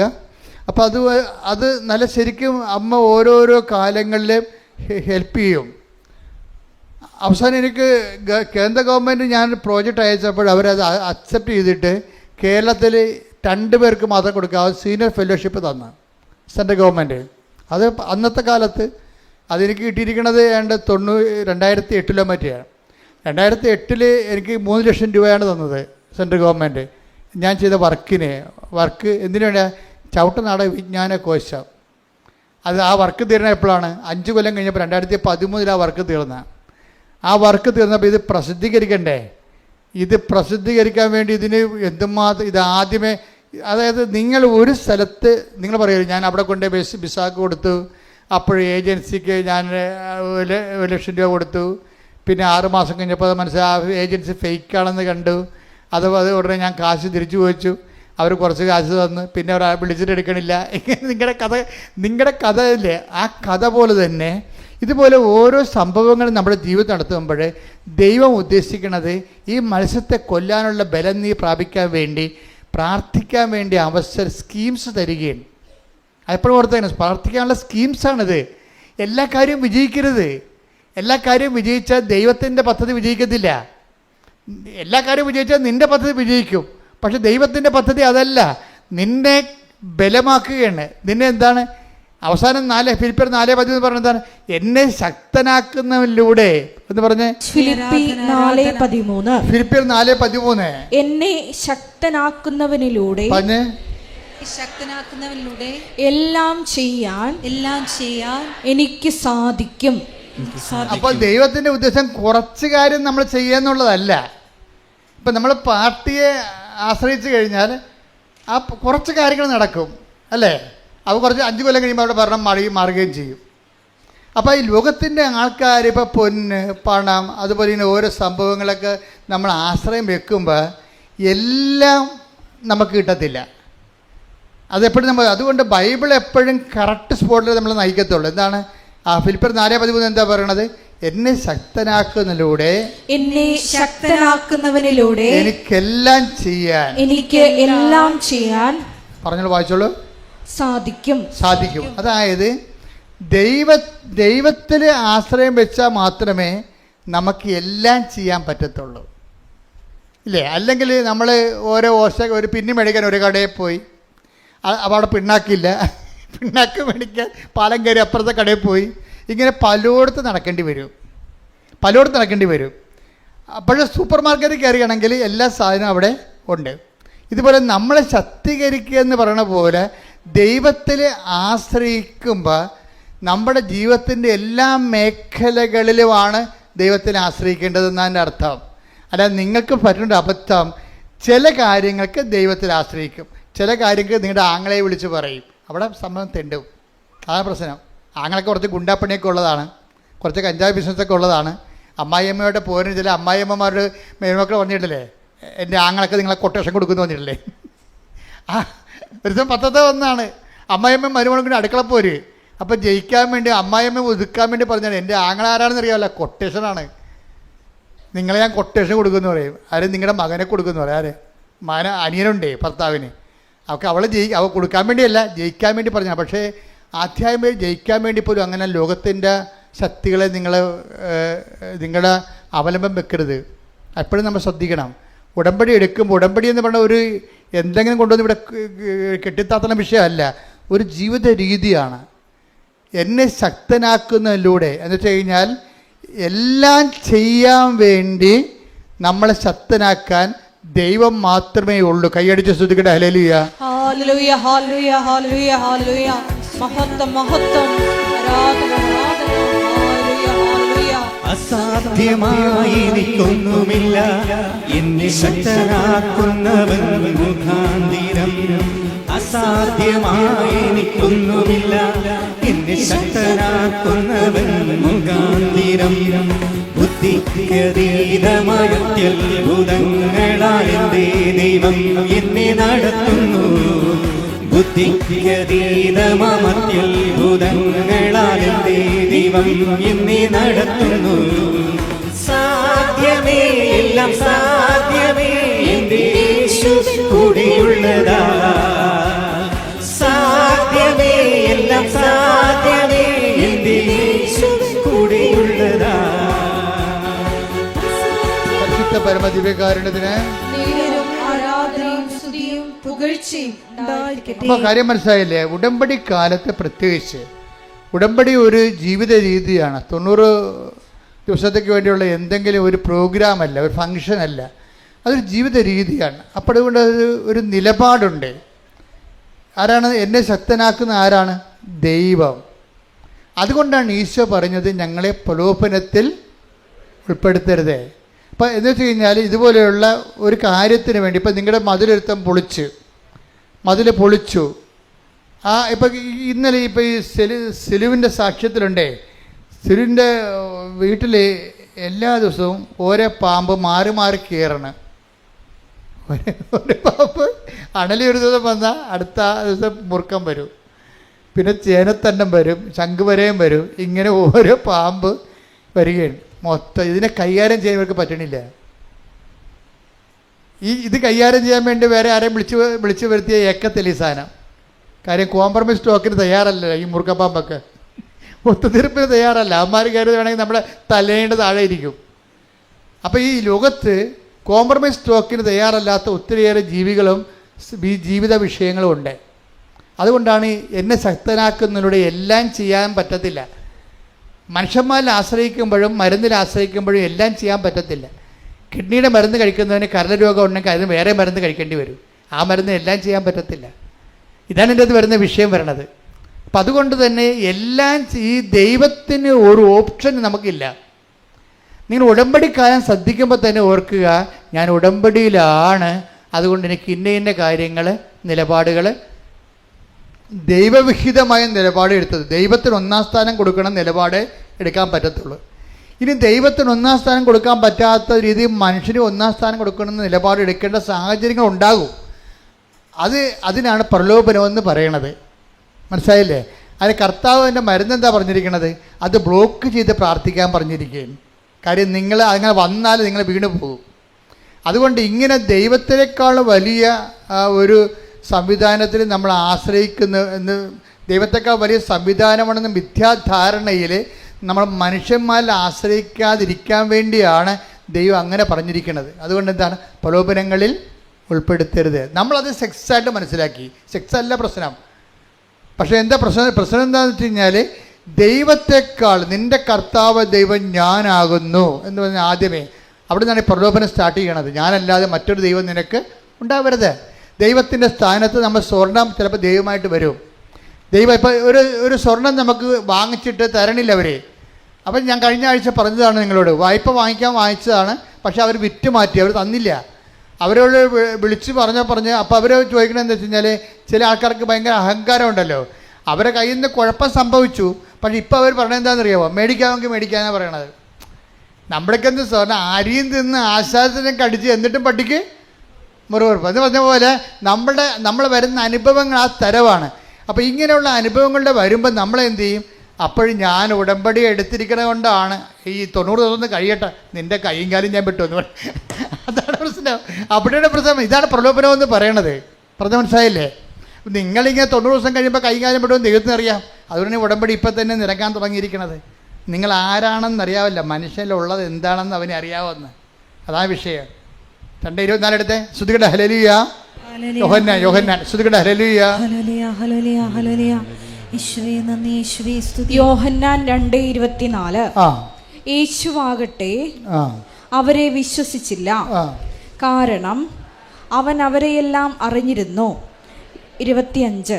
മനുഷ്യനെ പറ്റി ആരുടെയും സാക്ഷ്യം അവന് ആവശ്യമായിരുന്നില്ല. മനുഷ്യനിലുള്ളത് എന്താണെന്ന് അവൻ വ്യക്തമായി അറിഞ്ഞിരുന്നു. അതാ പറയാം, വൃത്തിയായിട്ടും വ്യക്തമായിട്ടും അറിയാം. അതുകൊണ്ടാണ് ഉടമ്പടി ലാഗ് ചെയ്യാൻ കാര്യത. നിങ്ങൾ എന്ത് ഉരുപ്പടിയാണെന്നുള്ളതിനെക്കുറിച്ച്, കാതലാണോ വെള്ളയാണോ എന്നുള്ളത് അറിയാൻ പറ്റും. മരം വിൽക്കുന്ന ആൾക്കാർ വരത്തില്ലേ, അപ്പോൾ അവർ നമ്മൾ ആഞ്ഞിലേക്ക് കാണിക്കുമ്പോൾ പറയും, എൻ്റെ ചേച്ചി ഇത് ഒന്നും കിട്ടത്തില്ല, ഞാൻ 14,000 രൂപ തന്നെ ഞാൻ കൂടുതലാണ് പറഞ്ഞത്, ഇത് മുഴുവൻ വെള്ളയാണെന്ന് പറയും. ചിലപ്പോൾ കള്ളത്തരായിരിക്കും അത് പറയണതേ, നമുക്കിപ്പോൾ അത് ലാഭത്തിൽ കിട്ടാൻ വേണ്ടിയാണ്. പക്ഷേ എന്നാലും ശരി, ഒരു വ്യക്തിയെ കാണുമ്പോൾ ദൈവം കാതലാണോ വെള്ളയാണോ എന്ന് പറയും. എന്ന് വെച്ച് കഴിഞ്ഞാൽ ഈ കാര്യം കണ്ടു കഴിയുമ്പോൾ നമ്മൾ ആരായിരിക്കും ദൈവത്തിന് അറിയാം.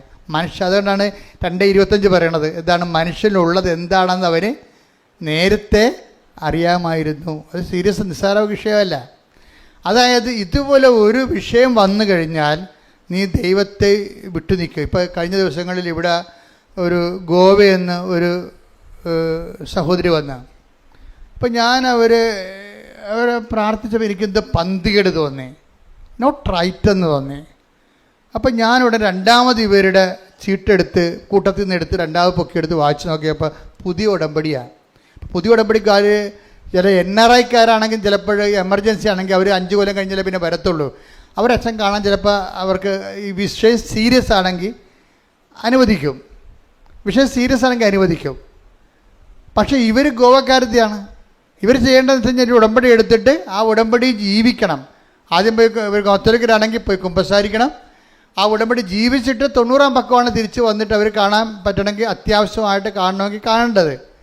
ഇവരങ്ങനെ ഒന്നുമില്ലാതെ നേരെ ഉടമ്പടി എടുത്തിട്ട് നേരെ. അപ്പം ഞാൻ മാനേജറെ വിളിപ്പിച്ച് പറഞ്ഞു, നിങ്ങൾ അവിടെ ചതിക്കാനിരിക്കണമെന്ന് ചോദിച്ചു. എന്താ പ്രശ്നം? അപ്പം അയാൾ എന്നോട് പറയണത്, 2 ദിവസമായിട്ട് അമ്മയും മകളും ഇവിടെ പുറകെ അടക്കുകയാണ്, അച്ഛനെ കാണണമെന്ന് പറഞ്ഞു. അപ്പം കണ്ടാൽ പറ്റപ്പോൾ എന്താ വിഷയം? അപ്പോൾ ഇവിടെ സൂര്യകടായിട്ട് പുള്ളി ചുറ്റെടുത്ത് വിടും. അപ്പം ഞാനിവിടെ പിടിച്ചു. എനിക്ക് ആളെ കാണുമ്പോൾ അറിയാൻ പറ്റും പെശകല്ല. ഞാൻ ഈ ചീട്ട് 2ാം വായിച്ച് നോക്കിയപ്പോൾ എന്താ പറ്റുമെന്നറിയാമോ? ഇവരെഴുതി വെച്ചിരിക്കുന്ന കാര്യം, ഇവർ ഭർത്താവുമായിട്ട് പിരിഞ്ഞ് താമസിക്കുകയാണ്. എന്നിട്ട് ഇപ്പോൾ 19 കൊല്ലം കഴിഞ്ഞ് അവിടെ മകൻ അവരുടെ ഭർത്താവിൻ്റെ കൂടെയാണ്. അപ്പോൾ ആ മകനെ തിരിച്ചു കിട്ടാൻ വേണ്ടിയാണ് ഉടമ്പടി എടുത്തിരിക്കുന്നത്. എനിക്ക് തോന്നുന്നത് കിട്ടുമെന്ന്. കാര്യം അതിന് കുറേ ചടവ് നിവർത്താനുണ്ട്. കാര്യം ഒന്നാമത്തെ കാര്യം, ആരാണ് ആദ്യം പിരിഞ്ഞതെന്ന് അറിയണം. ഇവളാണ് ഇട്ടച്ചും പോകുന്നത്, അവനാണ് പോകുന്നതെന്ന്. അവനാണ് ഇവളെ ഉപേക്ഷിച്ചതെങ്കിൽ തീർച്ചയായിട്ടും നമുക്ക് പ്രാർത്ഥിക്കുമ്പോൾ കർത്താവ് നീതിയുടെ പക്ഷം നിൽക്കും. ഒരു നീതിപക്ഷം ഉണ്ടല്ലോ. നമ്മളുള്ള പ്രകൃതമെല്ലാം കാണിച്ചു കൂട്ടി ഇവിടെ ഉടമ്പടി എടുക്കുമ്പോൾ എല്ലാം ഉരുത്തി കണ്ട് വായിലോട്ട് വിഴുങ്ങി തരുന്ന നമ്മൾ ആനയ്ക്ക് നമ്മൾ പട്ട കൊടുക്കുമെന്നാണ് വിചാരിക്കണത്. നടക്കത്തില്ല, ഒറ്റ നടക്ക് പോകത്തില്ല. ഒന്നാമത്തെ എനിക്ക് അവരോട് സംസാരിക്കാൻ നല്ല തിരക്കായിപ്പോയി, അല്ലെങ്കിൽ ഞാൻ അവരോട് ശരിക്കും സംസാരിച്ചു തരാം. എന്താ കാര്യം വെച്ച് കഴിഞ്ഞാൽ ആ വിഷയം ആദ്യം ചെയ്യേണ്ടത് എന്താണ്? ആര് പറഞ്ഞിട്ടാണ് നീ കൂദാശ ബന്ധം പിരിഞ്ഞത്? നിന്നെ ഉപേക്ഷിച്ചതാണെങ്കിൽ ഓക്കെ, ദൈവത്തെ അറിയാൻ പാലാത്തവർ അങ്ങനെ പല കാര്യം ചെയ്യും.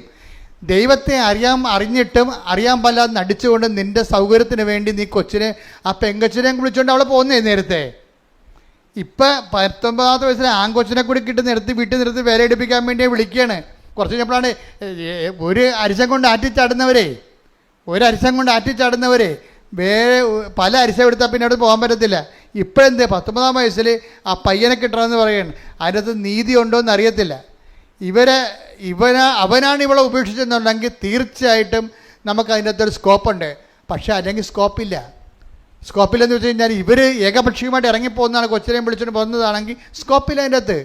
ഇനി ഇവിടെ സ്കോപ്പ് ഉണ്ടായിട്ട് നമ്മൾ എന്തെങ്കിലും തരത്തിൽ അയാൾക്ക് മനസ്സലിഞ്ഞ് ചിലപ്പോൾ ഈ കൊച്ചിനെ അങ്ങ് നിന്നെ അമ്മയ്ക്ക് നിനക്കിഷ്ടമുള്ള പോകാമെന്ന് അവൻ പറഞ്ഞാൽ പോലും ദൈവത്തിരുസന്നിധിയിൽ ഈ സംഭവം ഇങ്ങനെ കിടക്കും.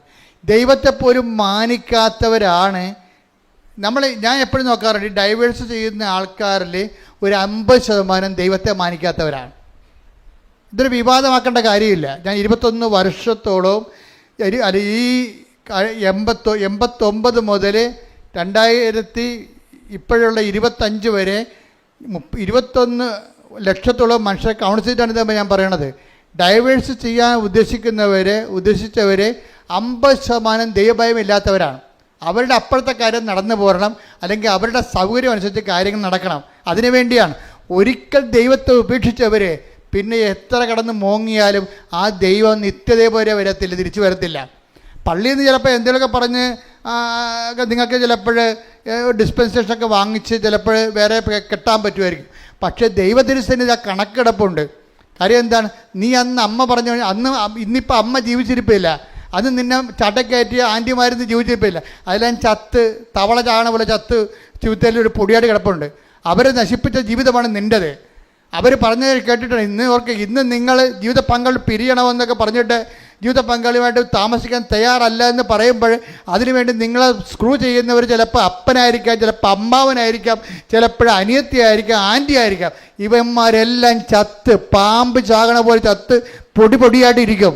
നിങ്ങൾക്കൊന്നും ചെയ്യാൻ പറ്റത്തില്ല. നിങ്ങൾ അവർ പറഞ്ഞ കേട്ടിട്ട് ഒരിക്കൽ ദൈവത്തെ ഉപേക്ഷിച്ചവരാണ്. ദൈവത്തെ നമ്മൾ ഒരിക്കൽ ഉപേക്ഷിച്ചതിന് ശേഷം നമ്മൾ ഒരിക്കൽ ആ ദൈവത്തെ തിരിച്ചു വിളിക്കാൻ പറഞ്ഞാൽ ദൈവം തിരിച്ചു വരത്തില്ല. ഭൂമിയിൽ എന്തെങ്കിലുമൊക്കെ അഡ്ജസ്റ്റ്മെൻറ്റ് നടക്കുമെന്നല്ലേ ഉള്ളൂ. നിത്യത. ഞാൻ മാതാവിനെ നേരെ ചൊവ്വെ കണ്ട ആളാണ്. ഞാൻ പറഞ്ഞ് നിങ്ങൾ ശ്രദ്ധിക്കണം.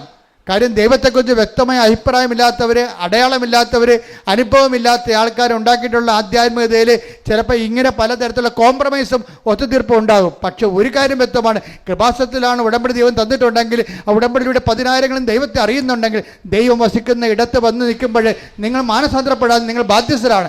അല്ലെങ്കിൽ ഇത് നിങ്ങളുടെ അവസാനത്തെ ഓപ്ഷനാണ്, നിങ്ങൾ തിരിച്ചറിയണം. ശ്രുതികട്ടെ. ഹല്ലേലൂയ, ഹല്ലേലൂയ, ഹല്ലേലൂയ, ഹല്ലേലൂയ. ഞങ്ങളുടെ ജീവിതത്തിൽ പശ്ചാത്തപിക്കാനുള്ള, ദൈവത്തിലേക്ക് തിരിച്ചു വരാനുള്ള അവസരങ്ങൾ നഷ്ടപ്പെടുത്താതിരിക്കുവാനുള്ള വലിയ കൃപ ഞങ്ങൾക്ക് നൽകണമേ. ഹല്ലേലൂയ, ഹല്ലേലൂയ. മഹത്വം, മഹത്വം. എല്ലാവരും പാടുക.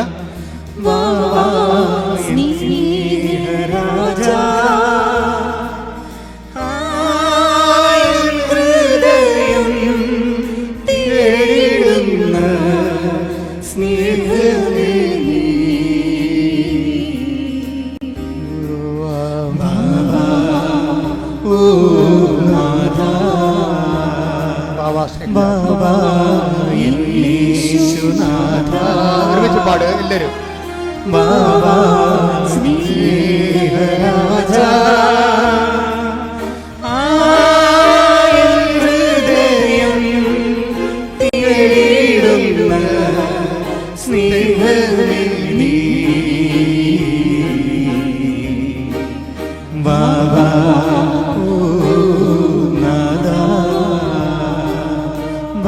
പരമദിവ്യകാരുണ്യത്തിന് നേരവും ആരാധനയും സ്തുതിയും പുകഴ്ചയും ഉണ്ടായിരിക്കട്ടെ. പരിശുദ്ധ പരമദിവ്യകാരുണ്യത്തിന് നേരവും ആരാധനയും സ്തുതിയും പുകഴ്ചയും ഉണ്ടായിരിക്കട്ടെ. പരിശുദ്ധ പരമദിവ്യകാരുണ്യത്തിന് നേരവും ആരാധനയും സ്തുതിയും പുകഴ്ചയും ഉണ്ടായിരിക്കട്ടെ.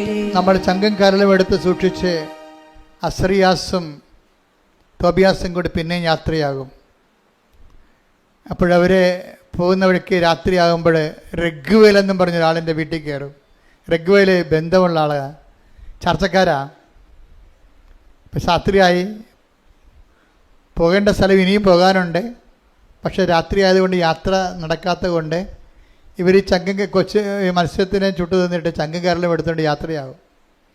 റഗ്വേലിൻ്റെ വീട്ടിൽ ചെല്ലുമ്പോഴാണ് വിഷയം. റഗ്വേലിൻ്റെ മകളാണ് സാറ. അവൾ ശരിക്കും പറഞ്ഞാൽ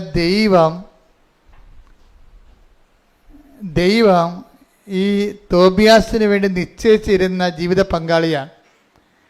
ദൈവഹിതപ്രകാരമല്ലാതെ അവൾ കല്യാണം കഴിച്ച് 7 ഭർത്താക്കന്മാർ മരിച്ചിരിക്കണതാണ്. അതേക്കുറിച്ചൊക്കെ ബൈബിൾ നല്ല രസകരമായിട്ട് സംസാരിക്കുന്നുണ്ട്. പക്ഷേ രഘുവേലിൻ്റെ വീട് ചെല്ലുമ്പോൾ അസറിയാസ് ഈ ദൂതൻ പറയും, ഇത് നിൻ്റെ ജീവിത പങ്കാളിയാണ്, അവളെ കല്യാണം കഴിക്കാൻ നിനക്ക് തടസ്സമില്ലെന്ന് പറയും. അപ്പോൾ രഘുവേലിനെ സാറായുടെ അപ്പനെ അത് ബോധ്യമാകും. അപ്പോൾ സാറ കരഞ്ഞുകൊണ്ട് പറയും, എന്നെ കല്യാണം കഴിക്കരുത്, കാര്യം ഇന്ന രീതിയിൽ മരിച്ചിട്ടുള്ളതാണ് ഭർത്താക്കന്മാർ. കാര്യം തുറന്നു പറഞ്ഞ കണ്ടില്ലേ, വിവാഹത്തിൽ എന്തെങ്കിലും ഒരു പരാധീനത ഉണ്ടെങ്കിൽ നമ്മൾ ദൈവത്തിനാണ് പ്രാധാന്യം കൊടുക്കണമെന്നുണ്ടെങ്കിൽ തുറന്ന് പറയണം. കഴിക്കണമെങ്കിൽ കഴിക്കണം, അല്ലെങ്കിൽ കഴിക്കണം, ദൈവതീരുമാനമായിരിക്കും അത്. ഇപ്പോൾ ഇവിടെ സാറ കാര്യം തുറന്ന് പറയുകയാണ്. എന്താ പറയണത്? എൻ്റെ ഭർത്താക്കന്മാർ കെട്ടിയവരെല്ലാം അന്ന് രാത്രി തന്നെ മരിച്ചു വീണിട്ടുണ്ട്, എൻ്റെ ഒരു അവസ്ഥ അതാണ്. അപ്പം രഘുവേലിന് അസറിയാസ് പറയും, ഇല്ല, ഇത് ദൈവഹിതമാണ്, നിൻ്റെ ഭർത്താക്കന്മാരെ കൊന്നിട്ടുള്ള ഭൂതത്തെ ഞാൻ ഉച്ചാടനം ചെയ്യുമെന്ന് പറയും. എന്നിട്ട് അസറിയാസ് തോബിയാസിനോട് പറയും കല്യാണ രാത്രിയിൽ, നീ പിടിച്ച മത്സ്യത്തിൻ്റെ ചങ്കും കരലും എടുത്ത് ഇപ്പം നെരിപ്പോടിലിട്ട് പുകക്കാൻ പറയും. അത് പുകച്ചു കഴിയുമ്പോൾ ഈ ഭൂതം ഉച്ചാരണം ചെയ്യപ്പെടും. അതായത് എന്ത് തിന്മയുണ്ടെന്നുണ്ടെങ്കിലും കർത്താവിൽ നമ്മൾ വിശ്വസിക്കുന്ന വ്യക്തിയാണോ, ആ വ്യക്തിയെ സംബന്ധിച്ചിടത്തോളം ഒരു ബാധയും നിന്നെ ഏൽക്കുകയില്ല. 91 സങ്കീർത്തനം 7-ാം തിരുവചനം. സങ്കീർത്തനം 91:7. നിന്റെ പാർശ്വങ്ങളിൽ പറഞ്ഞ നിന്റെ പാർശ്വങ്ങളിൽ ആയിരങ്ങൾ മരിച്ചു വീണേക്കാം, നിന്റെ വലതുവശത്ത് 10,000 എങ്കിലും നിനക്ക് ഒരനർത്ഥവും സംഭവിക്കുകയില്ല. അതായത് ദൈവ പൈതലിനെ സംബന്ധിച്ചിടത്തോളം സമ്പൂർണമായ പ്രൊട്ടക്ഷനാണ് ഉള്ളത്. അതാണ് ഞാൻ എപ്പോഴും ഉടമ്പടി കാർക്കശ്യമായിട്ട് പാലിക്കണമെന്ന് പറഞ്ഞതിൻ്റെ കാരണം. ഉടമ്പടിയിൽ എന്താണ് 14:9 തോബിയാസ് പറയണത്? കർത്താവിൻ്റെ നിയമവും കർത്താവിൻ്റെ പ്രമാണങ്ങളും പ്രവാചക ഗ്രന്ഥങ്ങളും അനുസരിച്ച് ജീവിക്കുന്നതിൻ്റെ ജീവിതം മത്സ്യം വിഴുങ്ങാൻ വന്നാലും, അതുപോലെ തന്നെ പിശാച് ഭർത്താക്കന്മാരെ കൊല്ലുന്ന സ്ത്രീയെ കല്യാണം കഴിച്ചാലും ദൈവത്തിൻ്റെ ഒരു സംരക്ഷണം ഉണ്ടാകും. അതായത് ഉടമ്പടി നമുക്ക് നൽകുന്ന സംരക്ഷണം നിസ്സാരമല്ല. സെലുവിൻ്റെ സാക്ഷ്യത്തിൽ കേൾക്കുന്നത് എന്താണ്? അണലി ഒരു ദിവസം, 2ാമത്തെ ദിവസം ശംഖ് വരെ, 3ാമത്തെ ദിവസം മൂർക്കരിങ്ങനെ കയറി ഇറങ്ങി പോവുകയാണ്. അപ്പോൾ അവളെന്താ ചെയ്യണത്? അവളൊന്നും ചെയ്തില്ല. അവൾ ചെയ്തിട്ടിരിക്കണത് കൃപാസനത്തിൽ നിന്ന് മണ്ണെടുത്ത് ഇവിടെ വന്നു വെച്ചു. വർഷങ്ങളായിട്ടുള്ള പാമ്പ് ശല്യമാണേ.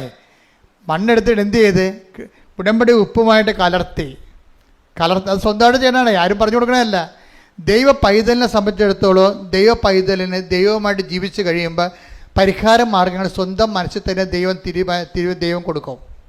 അവളെന്ത് ചെയ്ത് ആ ഉപ്പ് കൊണ്ടുവന്ന് വെയിലിൽ മുഴുവൻ വിശ്വാസപ്രമാണം ചൊല്ലിയിട്ട് വെയിലിക്ക് മുഴുവൻ ഉപ്പ് തൂളി. കാര്യം അവർക്ക് ആപ്പടെ 5 സെൻറ്റ് സ്ഥലമേ ഉള്ളൂ, ചുറ്റോടിയിട്ടുള്ള കാടാണ്. അത് നാട്ടുകാരുടെ പുരയിടമാണ്. ആ നാട്ടുകാർ ഇവിടുന്ന് ഇവിടെയെങ്കിലും ഇല്ല. അപ്പോൾ അവരുടെ കാട് വെട്ടാനും പറയത്തില്ല. നമ്മളെ കയറി വെട്ടിയാൽ കേസും ആകും. പാമ്പാണെങ്കിൽ പാമ്പിന് പുരയിടത്തെക്കുറിച്ച് ഒരു ഐഡിയയും ഇല്ലാത്ത കാരണം പാമ്പ് ഇതിൻ്റെ പേരിൽ കാട്ടിൽ നിന്ന് കയറണ പോലെ നമ്മുടെ വീട്ടിൽ കയറിക്കൊണ്ടിരിക്കുകയാണ്. എന്തൊരു ഗതികെട്ട ജീവിതമാണെന്ന് നോക്കിയേ. അപ്പോൾ അവൾ ചെയ്തിരിക്കണത് എന്താണ്? അവൾ ഉടമ്പടി ജീവിച്ചിട്ട് മണ്ണ് വാരി കൊണ്ടുപോയിട്ട് ഉപ്പുമായിട്ട് കലർത്തിയിട്ട് വിശ്വാസപ്രമാണം ചൊല്ലിയിട്ട് വെയിൽ 4 അതിരിനും വിശ്വാസപ്രമാണം ചൊല്ലി ഇത് പ്ലേസ് ചെയ്യും. ഇതാണ് വിശ്വാസ പ്രയോഗം എന്ന് പറയണത്. എന്നിട്ട് എന്ത് ചെയ്യും? ഉടമ്പടി തൈലം കൊണ്ടുവന്നിട്ട് ഇരുമ്പ് ഗേറ്റിൻ്റെ ഒരു കുരിശിടും. കർത്താവിൻ്റെ ഭവനമാണിത്, ഇവിടെ പ്രവേശിക്കരുതെന്ന് പറയും. അതാണ് ഒരു ബാധയും നിൻ്റെ ഭവനത്തെ പ്രവേശിക്കത്തില്ല. സുലു പറയണത് പിന്നെ 1 കൊല്ലമായി ഇപ്പോൾ ഇന്ന് വരെ ഒരു പാമ്പിനെ പോലും കുടുംബത്തിൽ കണ്ടിട്ടില്ലെന്ന്.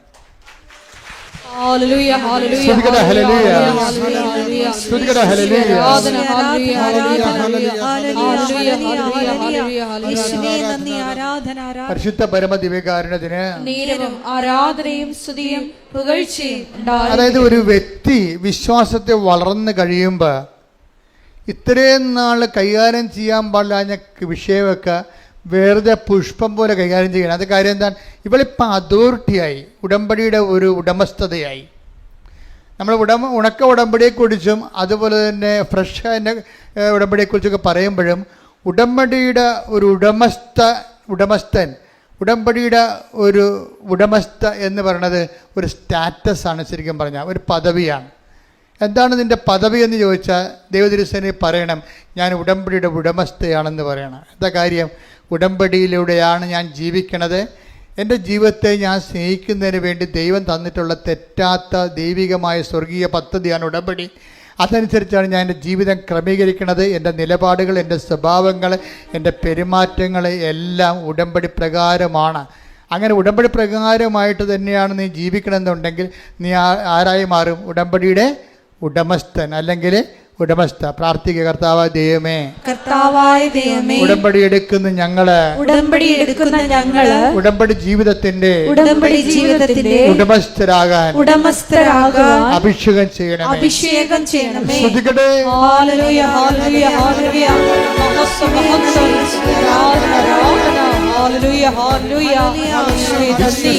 ദൈവത്തിന്റെ മഹത്വം കാണാം, പ്രാർത്ഥിക്കുമ്പോൾ ദൈവത്തിന്റെ പ്രവൃത്തി കാണാം, ആരാധിച്ചാൽ ദൈവത്തിന്റെ വിടുതൽ കാണാം, ആശ്രയിച്ചാൽ ദൈവത്തിന്റെ കരുതൽ കാണാം, വിശ്വസിച്ചാൽ ദൈവത്തിന്റെ മഹത്വം കാണാം, പ്രാർത്ഥിക്കുമ്പോൾ ദൈവത്തിന്റെ പ്രവൃത്തി കാണാം, ആരാധിച്ചാൽ ദൈവത്തിന്റെ വിടുതൽ കാണാം, ആശ്രയിച്ചാൽ ദൈവത്തിന്റെ കരുതൽ കാണാം. പരിശുദ്ധ പരമദിവ്യകാരണത്തിന് നേരവും ആരാധനയും സ്തുതിയും പുകഴ്ചയും ഉണ്ടായിരിക്കട്ടെ. ഇനി ഇവിടെയും കല്യാണം കഴിച്ചിട്ടാണ് ഇനി തോബിയാസ് യാത്ര ചെയ്യണത്. ആ പണവും വാങ്ങിച്ച് യാത്ര ചെയ്യും. വീട്ടിൽ ചെല്ലുമ്പോഴുണ്ട്, അപ്പം നോക്കുമ്പോഴുണ്ട് തോബിയാസിൻ്റെ കൂടെ വേറൊരു പെണ്ണ് കൂടി കയറി വരുന്നത്. തോബിത്താണ് അപ്പൻ. അപ്പം അപ്പനെ സംബന്ധിച്ചിടത്തോളം എന്താ പ്രോത്സാഹനം വെച്ചാൽ, അപ്പൻ്റെ അന്നയാണിത് പറഞ്ഞു കൊടുക്കണത്, നമ്മുടെ മകൻ്റെ കൂടെ ഒരു പെണ്ണ് നിൽപ്പുണ്ടെന്ന് പറയണം. പക്ഷേ ആത്മാവിൽ ഇയാൾക്കറിയാം ദൈവം ചെയ്ത കാര്യങ്ങളാണെന്നറിയാം, പക്ഷേ അതേസമയം തന്നെ ഇപ്പം അസറിയാസ് റാഫേൽ മാലാഖ പറഞ്ഞിട്ടാണല്ലോ ഇതെല്ലാം ചെയ്യണം. ദൈവമാണ് ഇതെല്ലാം പറഞ്ഞ് ചെയ്യിക്കണം ഈ കാര്യങ്ങളെല്ലാം. അപ്പോൾ ഇത് തുടങ്ങിയത് എങ്ങനെയാണ്? ഉടനെ അസറിയാസ് പറയും, ഇനി ചെയ്യേണ്ടത് ദൈവം നിനക്ക് തന്ന ജീവിത പങ്കാളി അപ്പം കാണണ്ടേ, അപ്പം അന്ധനായിരിക്കുകയാണ്. അപ്പനൊരു സൽപ്രവൃത്തി ചെയ്ത് അന്ധനായ മനുഷ്യനാണ്. അപ്പനൊരു സാപത്ത് ദിവസം ഉപവസിച്ചിട്ട് അവസാനം ഭക്ഷണം കഴിക്കാൻ വേണ്ടി വിരുന്നുശാല വന്നപ്പോൾ ആൾക്കാർ വന്ന് പറഞ്ഞ് ഒരു ശവം കിടക്കണമെന്ന് പറഞ്ഞ് പട്ടണത്തിൽ. അപ്പൻ വിശന്ന് രാവിലെ മുതൽ വൈകുന്നേരം വിശന്നിട്ട് സന്ധ്യയ്ക്ക് ഭക്ഷണം കഴിക്കാൻ വന്നപ്പോഴാണ് ശവം കിടക്കണമെന്ന് പറഞ്ഞത്. ഉടനെ അപ്പൻ എന്ത് ചെയ്ത് ആ ശവം പോയി മറവ് ചെയ്ത് ശവം മറവ് ചെയ്ത അന്ന് ശേഷം അവിടെ ശിക്ഷ ഉള്ളതാണ്. പക്ഷേ ദൈവത്തിൻ്റെ പേരിൽ സൽപ്രവൃത്തിയാണ് ശവം മറവ് ചെയ്യണമെന്ന് ഉള്ളത് കൊണ്ടാണ് ആ മനുഷ്യൻ അതിനെ മറവ് ചെയ്തിട്ട് തിരിച്ചു വന്നത്. അപ്പം അങ്ങനെ മറവ് ചെയ്തിട്ട് തിരിച്ചു വന്ന് തളർന്നു വരുമ്പോൾ ഒരു മതിലിൻ്റെ അരികിലിരിക്കും. അവിടെ ഇരുന്ന് ചാരി ഒന്ന് ഉറങ്ങിപ്പോകും.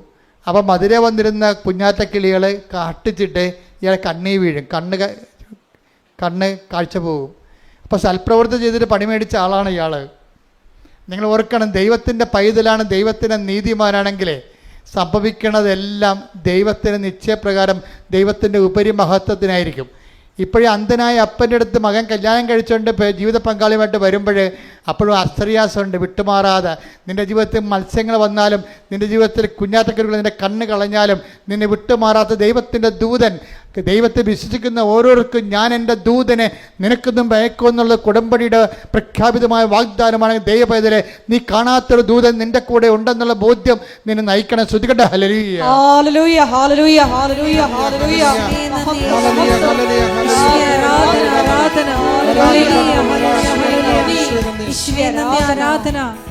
ദൈവത്താൽ അസാധ്യമായതൊന്നുമില്ലല്ലോ, കർത്താവിനു കഴിയാത്ത കാര്യമില്ലല്ലോ. യേശുവിൻ്റെ നാമത്തിൽ സൗഖ്യമുണ്ടല്ലോ, യേശുവിൻ്റെ നാമത്തിൽ ജയമുണ്ടല്ലോ. വിശ്വസിച്ചാൽ ദൈവത്തിൻ്റെ മഹത്വം കാണാം, പ്രാർത്ഥിക്കുമ്പോൾ ദൈവത്തിൻ്റെ പ്രവൃത്തി കാണാം, ആരാധിച്ചാൽ ദൈവത്തിൻ്റെ വിടുതൽ കാണാം, ആശ്രയിച്ചാൽ ദൈവത്തിൻ്റെ കരുതൽ കാണാം, വിശ്വസിച്ചാൽ ദൈവത്തിൻ്റെ മഹത്വം കാണാം, പ്രാർത്ഥിക്കുമ്പോൾ ദൈവത്തിൻ്റെ പ്രവൃത്തി കാണാം, ആരാധിച്ചാൽ ദൈവത്തിൻ്റെ വിടുതൽ കാണാം, ആശ്രയിച്ചാൽ ദൈവത്തിന്റെ കരുതൽ കാണാം. പരിശുദ്ധ പരമദിവ്യകാരുണ്യത്തിന് നേരവും ആരാധനയും സ്തുതിയും പുകഴ്ചയും ഉണ്ടായിരിക്കട്ടെ. ഒരു കൈ നെഞ്ചത്ത് വെച്ച് പ്രാർത്ഥിക്കുക. കർത്താവായ ദൈവമേ, കർത്താവായ ദൈവമേ, ആധ്യാത്മിക ജീവിതത്തിന്റെ ആധ്യാത്മിക ജീവിതത്തിന്റെ അകവും പുറവും എന്നെ കാണിച്ചു തരുന്ന ദൈവവചന വെളിപാടുകളെ ഓർത്തുകൊണ്ട് ഞാൻ നന്ദി പറയുന്നു. എന്റെ കർത്താവേ, എന്റെ ജീവിതത്തിലെ സംഭവിക്കുന്നതെല്ലാം അറിഞ്ഞുകൊണ്ടാണെന്ന്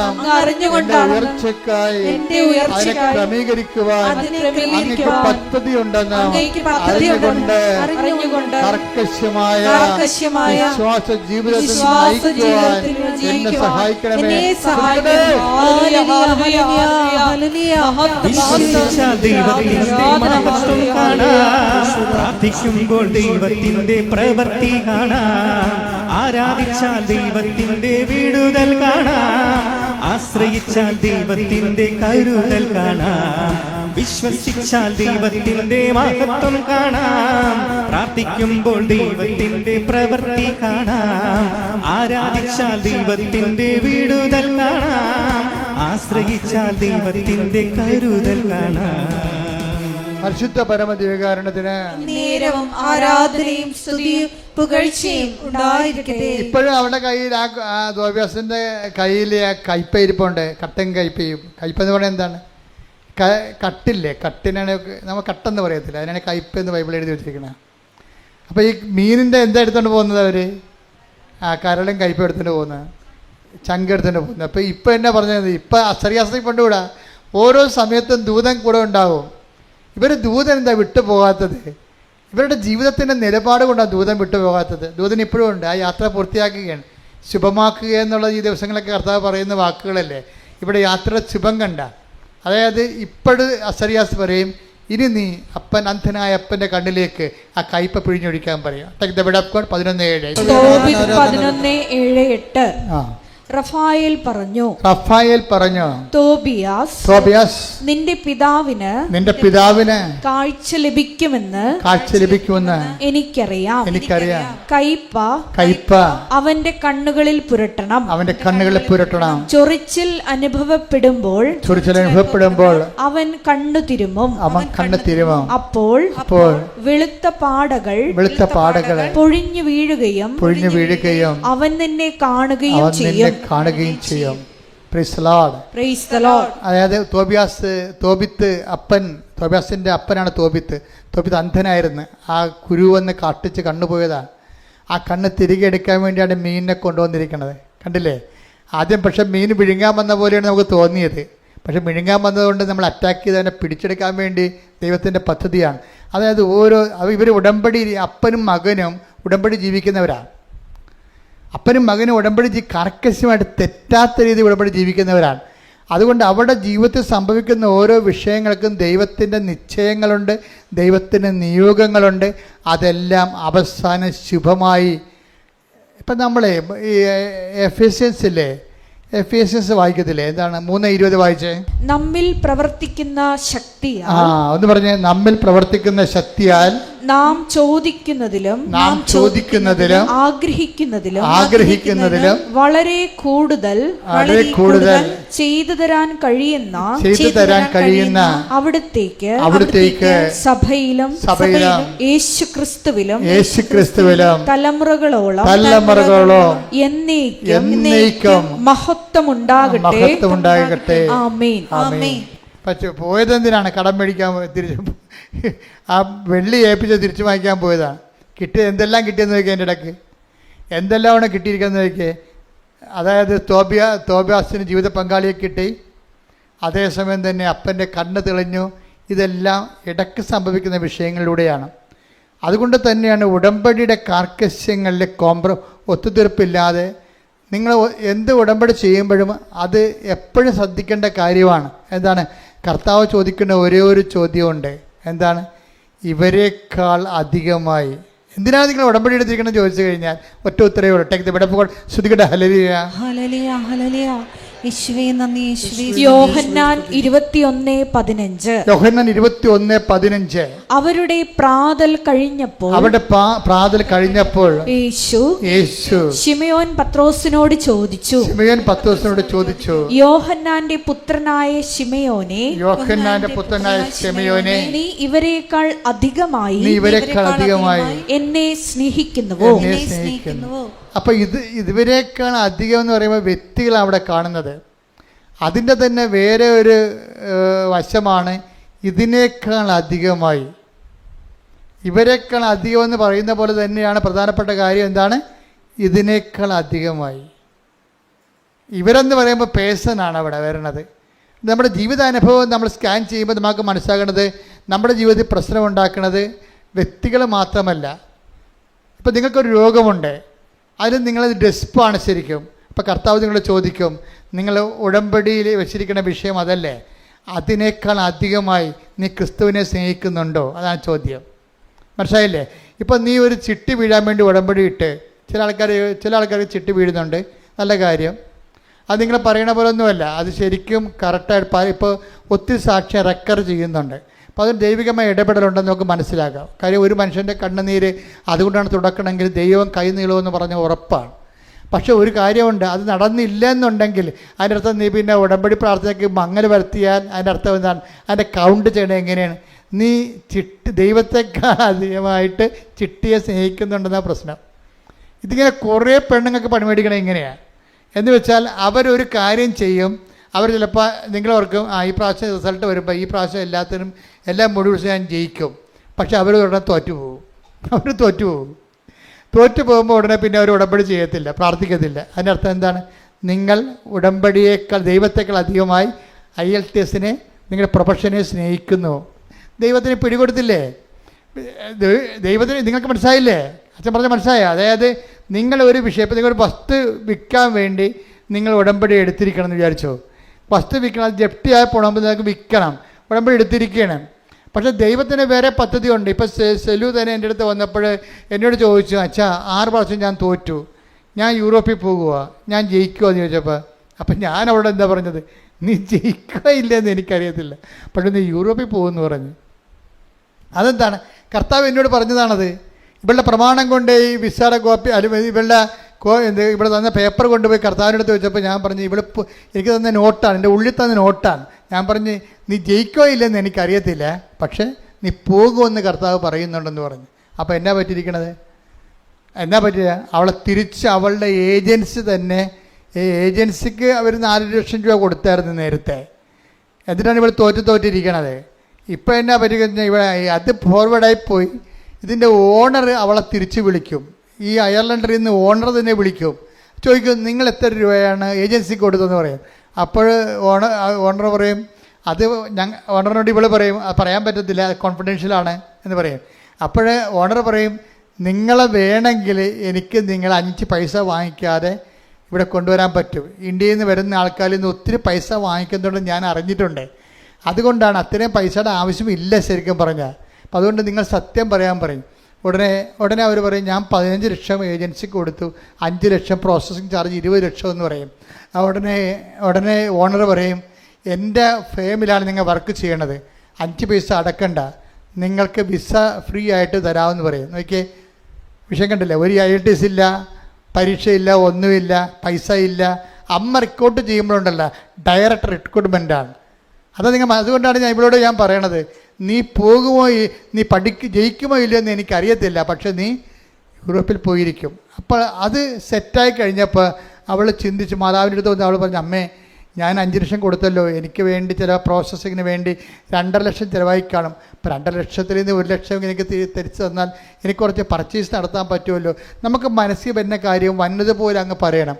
അവളോടെ ഉടനെ പഴയ ഏജൻസി 5 ലക്ഷം മേടിച്ച ഏജൻസിയോട് പറയും, എനിക്കിങ്ങനെ അവിടുന്ന് ഫ്രീ വിസ തന്നു, ഞാൻ പോവുകയാണ്, എനിക്ക് എൻ്റെ പൈസ അത്രയും ചിലവായില്ലെങ്കിൽ 1 ലക്ഷം രൂപ എനിക്ക് തരാമെന്ന് ചോദിക്കും, തിരിച്ചു തരാമെന്ന് ചോദിക്കും. 5 ലക്ഷം രൂപ ചിലവായില്ലെങ്കിൽ 1 ലക്ഷം രൂപ എനിക്ക് തിരിച്ചു തരാൻ പറ്റുമെന്ന് ചോദിച്ചപ്പോൾ അയാൾ എന്ത് പറയുന്നറിയാമോ? മാഡം ഇതിനകത്ത് പ്രശ്നങ്ങളൊന്നുമില്ല, എനിക്ക് 1.5 ലക്ഷം രൂപയെ പ്രോസസ്സിങ് ആയിട്ടുള്ളൂ, ബാക്കി 3.5 ലക്ഷം രൂപ എൻ്റെ കയ്യിലുണ്ട്, അത് നിങ്ങൾക്ക് തിരിച്ചു തരാമെന്ന് പറയും. അത് മദർ ഇടപെട്ടുമ്പോൾ വിഷയമെല്ലാം മാറും. ചിലർ വരുമ്പോൾ ചരിത്രം വൈവാന്ന് മദർ ഇടപെടുമ്പോൾ മൊത്തം വിഷയങ്ങൾ മാറുകയാണ്. അതുകൊണ്ടാണ് ഞാൻ നിങ്ങളോട് പറഞ്ഞത്, നിങ്ങളിങ്ങനെ ചതഞ്ഞും നനഞ്ഞ് ഉണങ്ങി നിൽക്കരുത്. നിങ്ങൾ കൃത്യമായിട്ട് ഉടമ്പടി ഒരു ജീവിത രീതിയായിട്ട് എടുത്തിട്ട് ദൈവത്തിനൊന്ന് ബോധ്യപ്പെടുത്തണം. എന്താ കാര്യം? ഞാൻ സത്യസന്ധമായിട്ടാണ് ഉടമ്പടി ജീവിക്കണത്. ഈ 90 ദിവസത്തേക്ക് വേണ്ടിയുള്ള അഭ്യാസമൊന്നുമല്ല, എൻ്റെ ജീവിതകാലം മുഴുവൻ ഞാൻ ഇങ്ങനെ ജീവിക്കാൻ ആഗ്രഹിക്കുന്നു എന്ന് പറഞ്ഞാൽ അന്ന് മുതൽ ഈ വിഷയം ക്ലിയർ ആകും. എന്താ കാര്യം വെച്ച് കഴിഞ്ഞാൽ ഇത് ഒരു ജീവിത രീതിയാണ്. ഇത് അങ്ങനെ ജീവിത രീതിക്ക് വെല്ലുവിളിയുള്ളവരെ സംബന്ധിച്ചിടത്തോളം അവരുടെ കാര്യം. പക്ഷേ പറ്റുന്നവരെല്ലാവരും, കാര്യം ഇതിനേക്കാൾ മെച്ചമായ ഒരു ക്രിസ്ത്യൻ ലൈഫ് സാധാരണ മനുഷ്യൻ സാധ്യമാണെന്ന് ചോദിച്ചു കഴിഞ്ഞാൽ എനിക്ക് ഇന്ന് വരെ പരിചയമില്ലെന്ന് മാത്രമേ എനിക്ക് ഉത്തരവായിട്ട് പറയാൻ പറ്റത്തുള്ളൂ. എന്താ കാര്യം? ഇത് അത്ര കണ്ട് മഹത്തരമായ ശ്രേഷ്ഠമായ ജീവിതമാണ്. ഇത് നിന്നെ ദൈവം തന്നെ ഈ വിളിയിലോട്ട് നിന്നെ വിളിച്ചിരിക്കുകയാണ്. ദൈവം തന്നെ നിന്നെ വിളിച്ചിരിക്കുകയാണ്. കാര്യം എന്താണ്? നീ ഇതിനുള്ള സാധ്യതയുള്ള ജന്മമായിട്ട് ദൈവത്തിന് തോന്നിയിട്ടുണ്ട്. അതുകൊണ്ട് ദൈവത്തിന് നിന്നെ അർപ്പിച്ച വിശ്വാസം നീ കളങ്കപ്പെടുത്താതെ നീ പറ്റുന്നത്രയും ദൈവത്തോട് ഒപ്പിച്ച് സുവിശേഷ സാക്ഷിയായി ജീവിക്കാൻ വേണ്ടി ഇടിമുഴക്കം പോലെ സ്തുതിക്കട്ടെ. ഹല്ലേലൂയ, ഹല്ലേലൂയ, ഹല്ലേലൂയ, ഹല്ലേലൂയ, ഹല്ലേലൂയ. മഹത്വം, മഹത്വം, സ്തുതി, ആരാധന,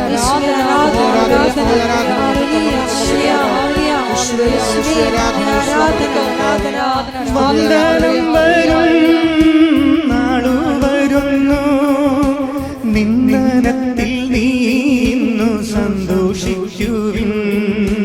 വന്ദനം വരും നാളു വരുന്നു, നിന്ദനത്തിൽ നീ ഇന്നു സന്തോഷിക്കുവിൻ. സന്തോഷിക്കുവിൻ കുഞ്ഞെ, സന്തോഷിക്കുവിൻ. നിന്ദനത്തിൽ നീ ഇന്നു സന്തോഷിക്കുവിൻ. നിസ്സാരമാ നിസ്സാരമാ നീറും ദുഃഖങ്ങൾ നിസ്സാരമാ. നാളെ വരുന്ന മഹിമയൊക്ക ഇന്നീ ദുഃഖങ്ങൾ നിസ്സാരമാ. രോഗസൗഖ്യ പ്രാർത്ഥനയുടെ സമയമാണ്. എൻ്റെ മക്കളെ, കർത്താവ് നമ്മോട് വളരെ സുന്ദരമായിട്ടും ഹൃദ്യമായിട്ടും നിങ്ങളെ ആവേശഭരിതരായിക്കൊണ്ടാണ് കർത്താവിൻ്റെ ആത്മാഭിഷേകത്തിലെ ഈശോ നമുക്ക് വചനങ്ങൾ നൽകിയത്. നിങ്ങൾ കഷ്ടപ്പെട്ട് വിഷമിച്ച് വേദനിച്ച് കർത്താവിൻ്റെ ദിവസം ഇവിടെ എത്തിയത് ദൈവമാണ് നിങ്ങളെ കൊണ്ടുവന്നതെന്നും ബോധ്യമുണ്ടാകണം. ഈ മാതാവിൻ്റെ മണ്ണിൽ ചവിട്ടിയിട്ടുണ്ടെങ്കിൽ നിങ്ങൾ ദൈവമാണ് ചവിട്ടിച്ചിരിക്കണമെന്ന് ബോധ്യം ഉണ്ടാകണം. അതുകൊണ്ട് തന്നെ നിങ്ങളുടെ ജീവിതത്തിലേക്ക് ദൈവം നിങ്ങളെ ഏറ്റെടുത്തിരിക്കുന്നു. സ്തുതിക്കട്ടെ. ഹല്ലേലൂയ, ഹല്ലേലൂയ, ഹല്ലേലൂയ, ഹല്ലേലൂയ. യേശുവേ നന്ദി, യേശുവേ ആരാധന, മഹത്വം, മഹത്വം, ആരാധന, ആരാധന. ഹല്ലേലൂയ, ഹല്ലേലൂയ, യേശുവേ ആരാധന, ഹല്ലേലൂയ, ഹല്ലേലൂയ, മഹത്വം, മഹത്വം, ആരാധന, ആരാധന, ഹല്ലേലൂയ. പരിശുദ്ധ പരമദിവ്യകാരുണ്യത്തിന് നേരവും ആരാധനയും സ്തുതിയും പുകഴ്ചയും ഉണ്ടായിരിക്കട്ടെ. എൻ്റെ പെൺമക്കളെ, അച്ഛൻ പ്രാർത്ഥിക്കാൻ പോകുന്ന വിഷയങ്ങൾ പറയാം. അപ്പോൾ നിങ്ങൾ അതനുസരിച്ച് സ്തുതിച്ചുകൊണ്ടേയിരിക്കണം. കർത്താവിൻ്റെ കൃപ നിങ്ങളിലേക്ക് ആവശ്യിക്കപ്പെടുകയും നിങ്ങൾക്ക് ഈ വിഷയത്തിൽ സാക്ഷ്യം പറയാൻ സാധിക്കുകയും ചെയ്യും. മനുഷ്യൻ്റെ കണ്ണുനീരിന് പരിഹാരം ഉണ്ടാക്കാൻ വേണ്ടിയാണ് ദൈവം ഈ കുഞ്ഞു സ്ഥാപനം സൃഷ്ടിച്ചിരിക്കുന്നത്. 10,000-കണക്കിന് സാക്ഷികളുടെ പിൻബലം നമുക്കുണ്ട്. അതുകൊണ്ട് തന്നെ നീ അച്ഛൻ എന്നോട് പറഞ്ഞിട്ടുള്ള വചനങ്ങൾ, എന്നിലൂടെ ദൈവം നിനക്ക് വെളിപ്പെടുത്തി തന്നിട്ടുള്ള വചനങ്ങൾ അനുസരിച്ച് ജീവിക്കാൻ വേണ്ടി കണ്ണിനോടെ നീ പ്രാർത്ഥിച്ചാൽ മാത്രം മതി. അതുപോലെ തന്നെ ഉടമ്പടി എന്താണോ അതിൻ്റെ ആത്മാവനുസരിച്ചുകൊണ്ട് ജീവിക്കാനുള്ള പ്രത്യേകമായ കൃപയാൽ ദൈവം നിന്നെ അഭിഷേകം ചെയ്യട്ടെ. ശ്രദ്ധിക്കട്ടെ. ഹല്ലേലൂയ, ഹല്ലേലൂയ, ഹല്ലേലൂയ, ഹല്ലേലൂയ, ഹല്ലേലൂയ. മഹത്വം, മഹത്വം, ആരാധന, ആരാധന. ഹല്ലേലൂയ, ഹല്ലേലൂയ, ഹല്ലേലൂയ, ഹല്ലേലൂയ. ഉടമ്പടി നിബന്ധനകള് ആരാധനാപൂർവ്വം പാലിക്കാനുള്ള അഭിഷേകം. ഹല്ലേലൂയ, ഹല്ലേലൂയ, മഹത്വം, മഹത്വം, ആരാധന, ആരാധന. പരിശുദ്ധ പരമദിവ്യകാരുണ്യത്തിന് നേരവും ആരാധനയും സ്തുതിയും പുകഴ്ചയും ഉണ്ടായിരിക്കട്ടെ. അച്ഛൻ പ്രാർത്ഥിക്കാൻ പോകുന്ന വിഷയങ്ങൾ മക്കളില്ലാത്തവർക്ക് വേണ്ടി പ്രാർത്ഥിക്കാം. പങ്ക്രിയാസിലൊക്കെ കല്ലുള്ളവരുണ്ട്, കിഡ്നിയിൽ കല്ലുള്ളവരുണ്ട്. ഇങ്ങനെ ചില അവയവങ്ങളിൽ ഇതുപോലെ കല്ല് ഫോം ചെയ്യുന്നതുണ്ട്. അവിടെയെല്ലാം കർത്താവിൻ്റെ വിശുദ്ധമായ രക്തം അടിപ്പെടുന്ന പോലെ വൈദ്യാഘാതം പോലെ നിബന്ധിച്ചുകൊണ്ട് നിന്നെ അതിൽ നിന്ന് ഓപ്പറേഷൻ ഇല്ലാതെ നിന്നെ കർത്താവ് സുഖപ്പെടുത്താൻ വേണ്ടി പ്രാർത്ഥിക്കും. നടുവ് വേദനയുള്ളവരുടെ നടുവ് പിൻകഴുത്തുകൾ ഇങ്ങനെ മുന്തിയിരിക്കുന്നുണ്ട്. അവരെല്ലാം അത് നടുവിന് ഡിസ്കിന് പ്രശ്നമുള്ളവരാണ്. പലപ്പോഴും ഇങ്ങനെ മുതുക് കുഞ്ഞ് പിൻകഴുത്ത് ഉന്തിയിരിക്കുന്നു. അവരെ സമർപ്പിച്ച് പ്രാർത്ഥിക്കും. അവർ പ്രാർത്ഥനയുടെ പരിധി വന്നിട്ടുണ്ട്.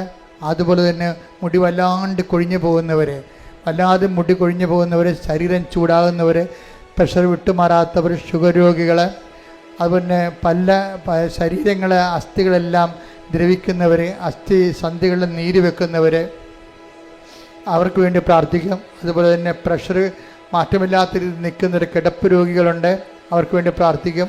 മക്കളില്ലാത്തവർക്ക് വേണ്ടി പ്രാർത്ഥിക്കും. കല്യാണം ഒത്തുവരാത്തവർക്ക് വേണ്ടി പ്രാർത്ഥിക്കും. ജീവിത പങ്കാളി നഷ്ടപ്പെട്ടവർക്ക് വേണ്ടി പ്രാർത്ഥിക്കും. ജീവിത പങ്കാളി മരിച്ചവർക്ക് വേണ്ടി പ്രാർത്ഥിക്കും. അവർക്കെല്ലാം അവരുടെ ജീവിതത്തിലെല്ലാം ദൈവത്തിൻ്റെ ഇടപെടൽ ഏത് തരത്തിലും ദൈവത്തിന് നിന്നെ സഹായിക്കാം.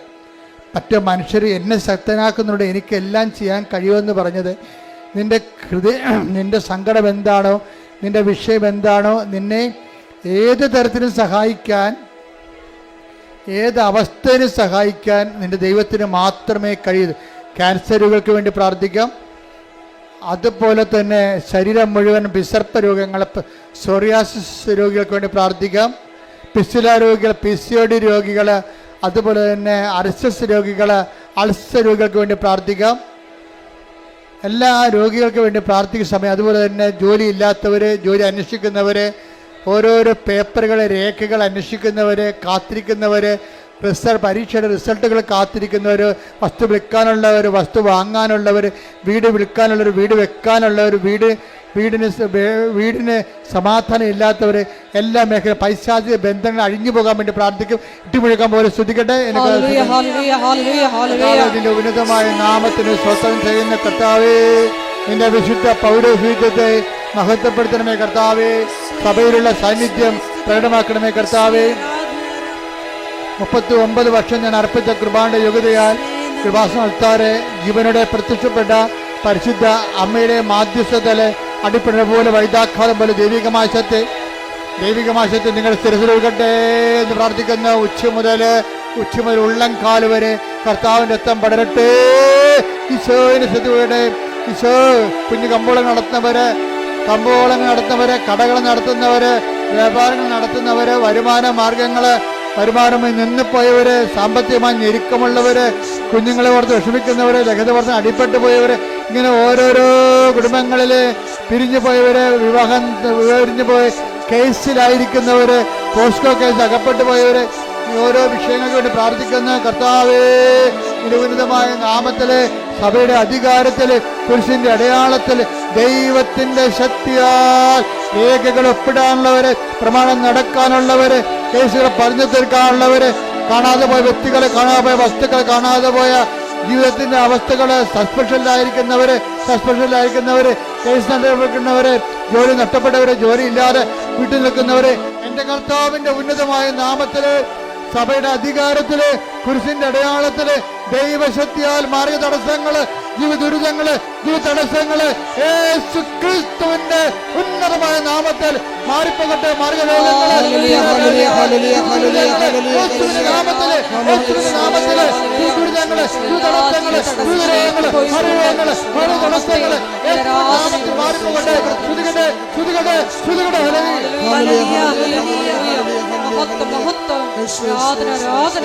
ദൈവപിതാവേ നന്ദി, ദൈവപിതാവേ മഹത്വം, ദൈവപിതാവേ ആരാധന. നീ വന്നു ശാന്തികൂ, നീ വന്നു സൗഖ്യമേകൂ, നീ വന്നു ജീവനേകൂ, ഞങ്ങളിൽ വാസമാകൂ. ഒരുമിച്ച് പാടുക എല്ലാവരും. നീ വന്നു ശാന്തികൂ, നീ വന്നു സൗഖ്യമേകൂ, നീ വന്നു ജീവനേകൂ, ഞങ്ങളിൽ വാസമാകൂ. മൗനമായി പ്രാർത്ഥിക്കട്ടെ. മുട്ട നിൽക്കുക, കൈകൾ കൂപ്പി കർത്താവിനെ നോക്കിക്കൊണ്ട് മൗനമായി പ്രാർത്ഥിക്കട്ടെ. അഭിഷേകത്തിൻ്റെ വലിയ സ്വർഗീയ നിമിഷങ്ങളിൽ നമ്മളായിരിക്കുന്ന ജോലിയില്ലാത്തവർക്ക് വേണ്ടി പ്രാർത്ഥിക്കട്ടെ. കടകമ്പോളങ്ങൾ, ചെറിയ വ്യാപാരങ്ങൾ, വ്യവസായങ്ങൾ, വരുമാന മാർഗം നഷ്ടപ്പെട്ടവരുണ്ട്, വരുമാന മാർഗം കെട്ടുപോയവരുണ്ട്. അവർക്ക് വേണ്ടി അച്ഛൻ പ്രാർത്ഥിച്ചുകൊണ്ടിരിക്കുന്ന സമയമാണ്.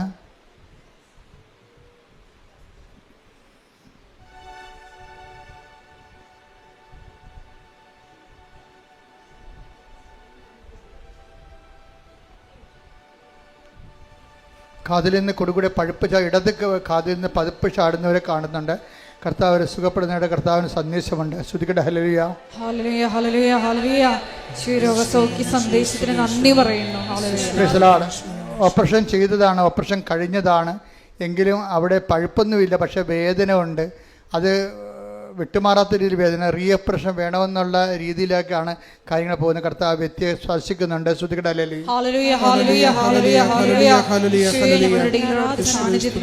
ശത്രുത കനപ്പിച്ച് ഇപ്പോഴും കൊണ്ട് നടക്കുന്നുണ്ട്. ശത്രുത കനപ്പിച്ച് കൊണ്ടുനടക്കുന്നുണ്ട്. അവരെ ഏണിയും കളി പോലെയാണ്. 99 ചെന്നിട്ട് നേരെ വിഴുങ്ങി പാമ്പ് 2 കൊണ്ട് മഞ്ചരിക്കണം. കൃപയുടെ ജീവിതം 0-2 കിടക്കുകയാണ്.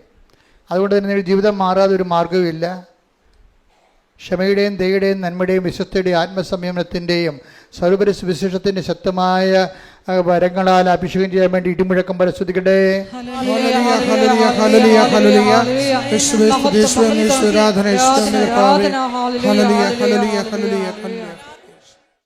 സമാപനാശീർവാദം.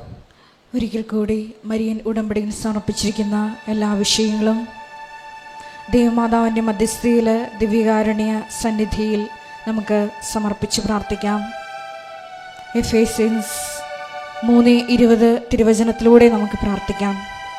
നമ്മിൽ പ്രവർത്തിക്കുന്ന ശക്തിയാൽ നാം ചോദിക്കുന്നതിലും ആഗ്രഹിക്കുന്നതിലും കൂടുതൽ ചെയ്തു തരാൻ കഴിയുന്ന അവിടത്തേക്ക് സഭയിൽ എന്നേക്കും മഹത്വമുണ്ടായിരിക്കട്ടെ. ഈശോയെ, ഇന്നത്തെ ഉടമ്പടി ആരാധനയിലൂടെ നീ ഞങ്ങളോട് സംസാരിക്കുകയായിരുന്നു. നമ്മളെ വിഴുങ്ങാൻ വരുന്ന പ്രശ്നങ്ങളെല്ലാം ദൈവത്തിൻ്റെ ശക്തി അധികമായി നമ്മിൽ പ്രവർത്തിച്ച് വൻ കാര്യങ്ങൾ നമ്മിൽ ചെയ്യാനുള്ള ദൈവത്തിൻ്റെ പദ്ധതികളാണെന്ന് നീ വെളിപ്പെടുത്തി തരികയായിരുന്നു. എന്നെ ശക്തരാക്കുന്നവരിലൂടെ എല്ലാം ചെയ്യാൻ എനിക്ക് സാധിക്കുമെന്ന തിരുവചനത്തിൻ്റെ ആ വലിയ അഭിഷേകം ഞങ്ങളുടെ ജീവിതത്തിലെ എല്ലാ പ്രതിസന്ധി ഘട്ടങ്ങളിലും പ്രശ്നമേഖലകളിലും ഉണ്ടാകുവാൻ കരുണയാകണമേ എന്ന് പ്രാർത്ഥിച്ചുകൊണ്ട് ശിരസ് നമിച്ച് നമുക്ക് ദിവ്യകാരുണ്യനാഥൻ്റെ ആശീർവാദം സ്വീകരിക്കാം.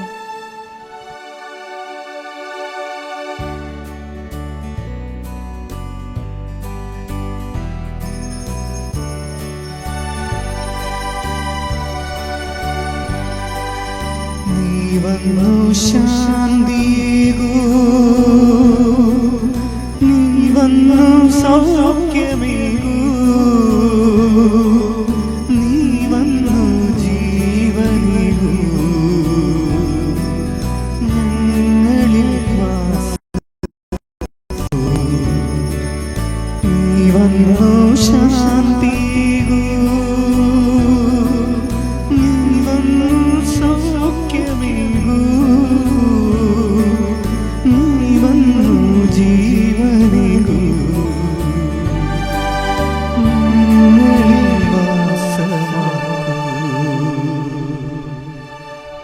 പരിശുദ്ധ പരമ ദിവ്യകാരുണ്യത്തിന് ആരാധനയും സ്തുതിയും പുകഴ്ചയും ഉണ്ടായിരിക്കട്ടെ. പരിശുദ്ധ പരമ ദിവ്യകാരുണ്യത്തിന്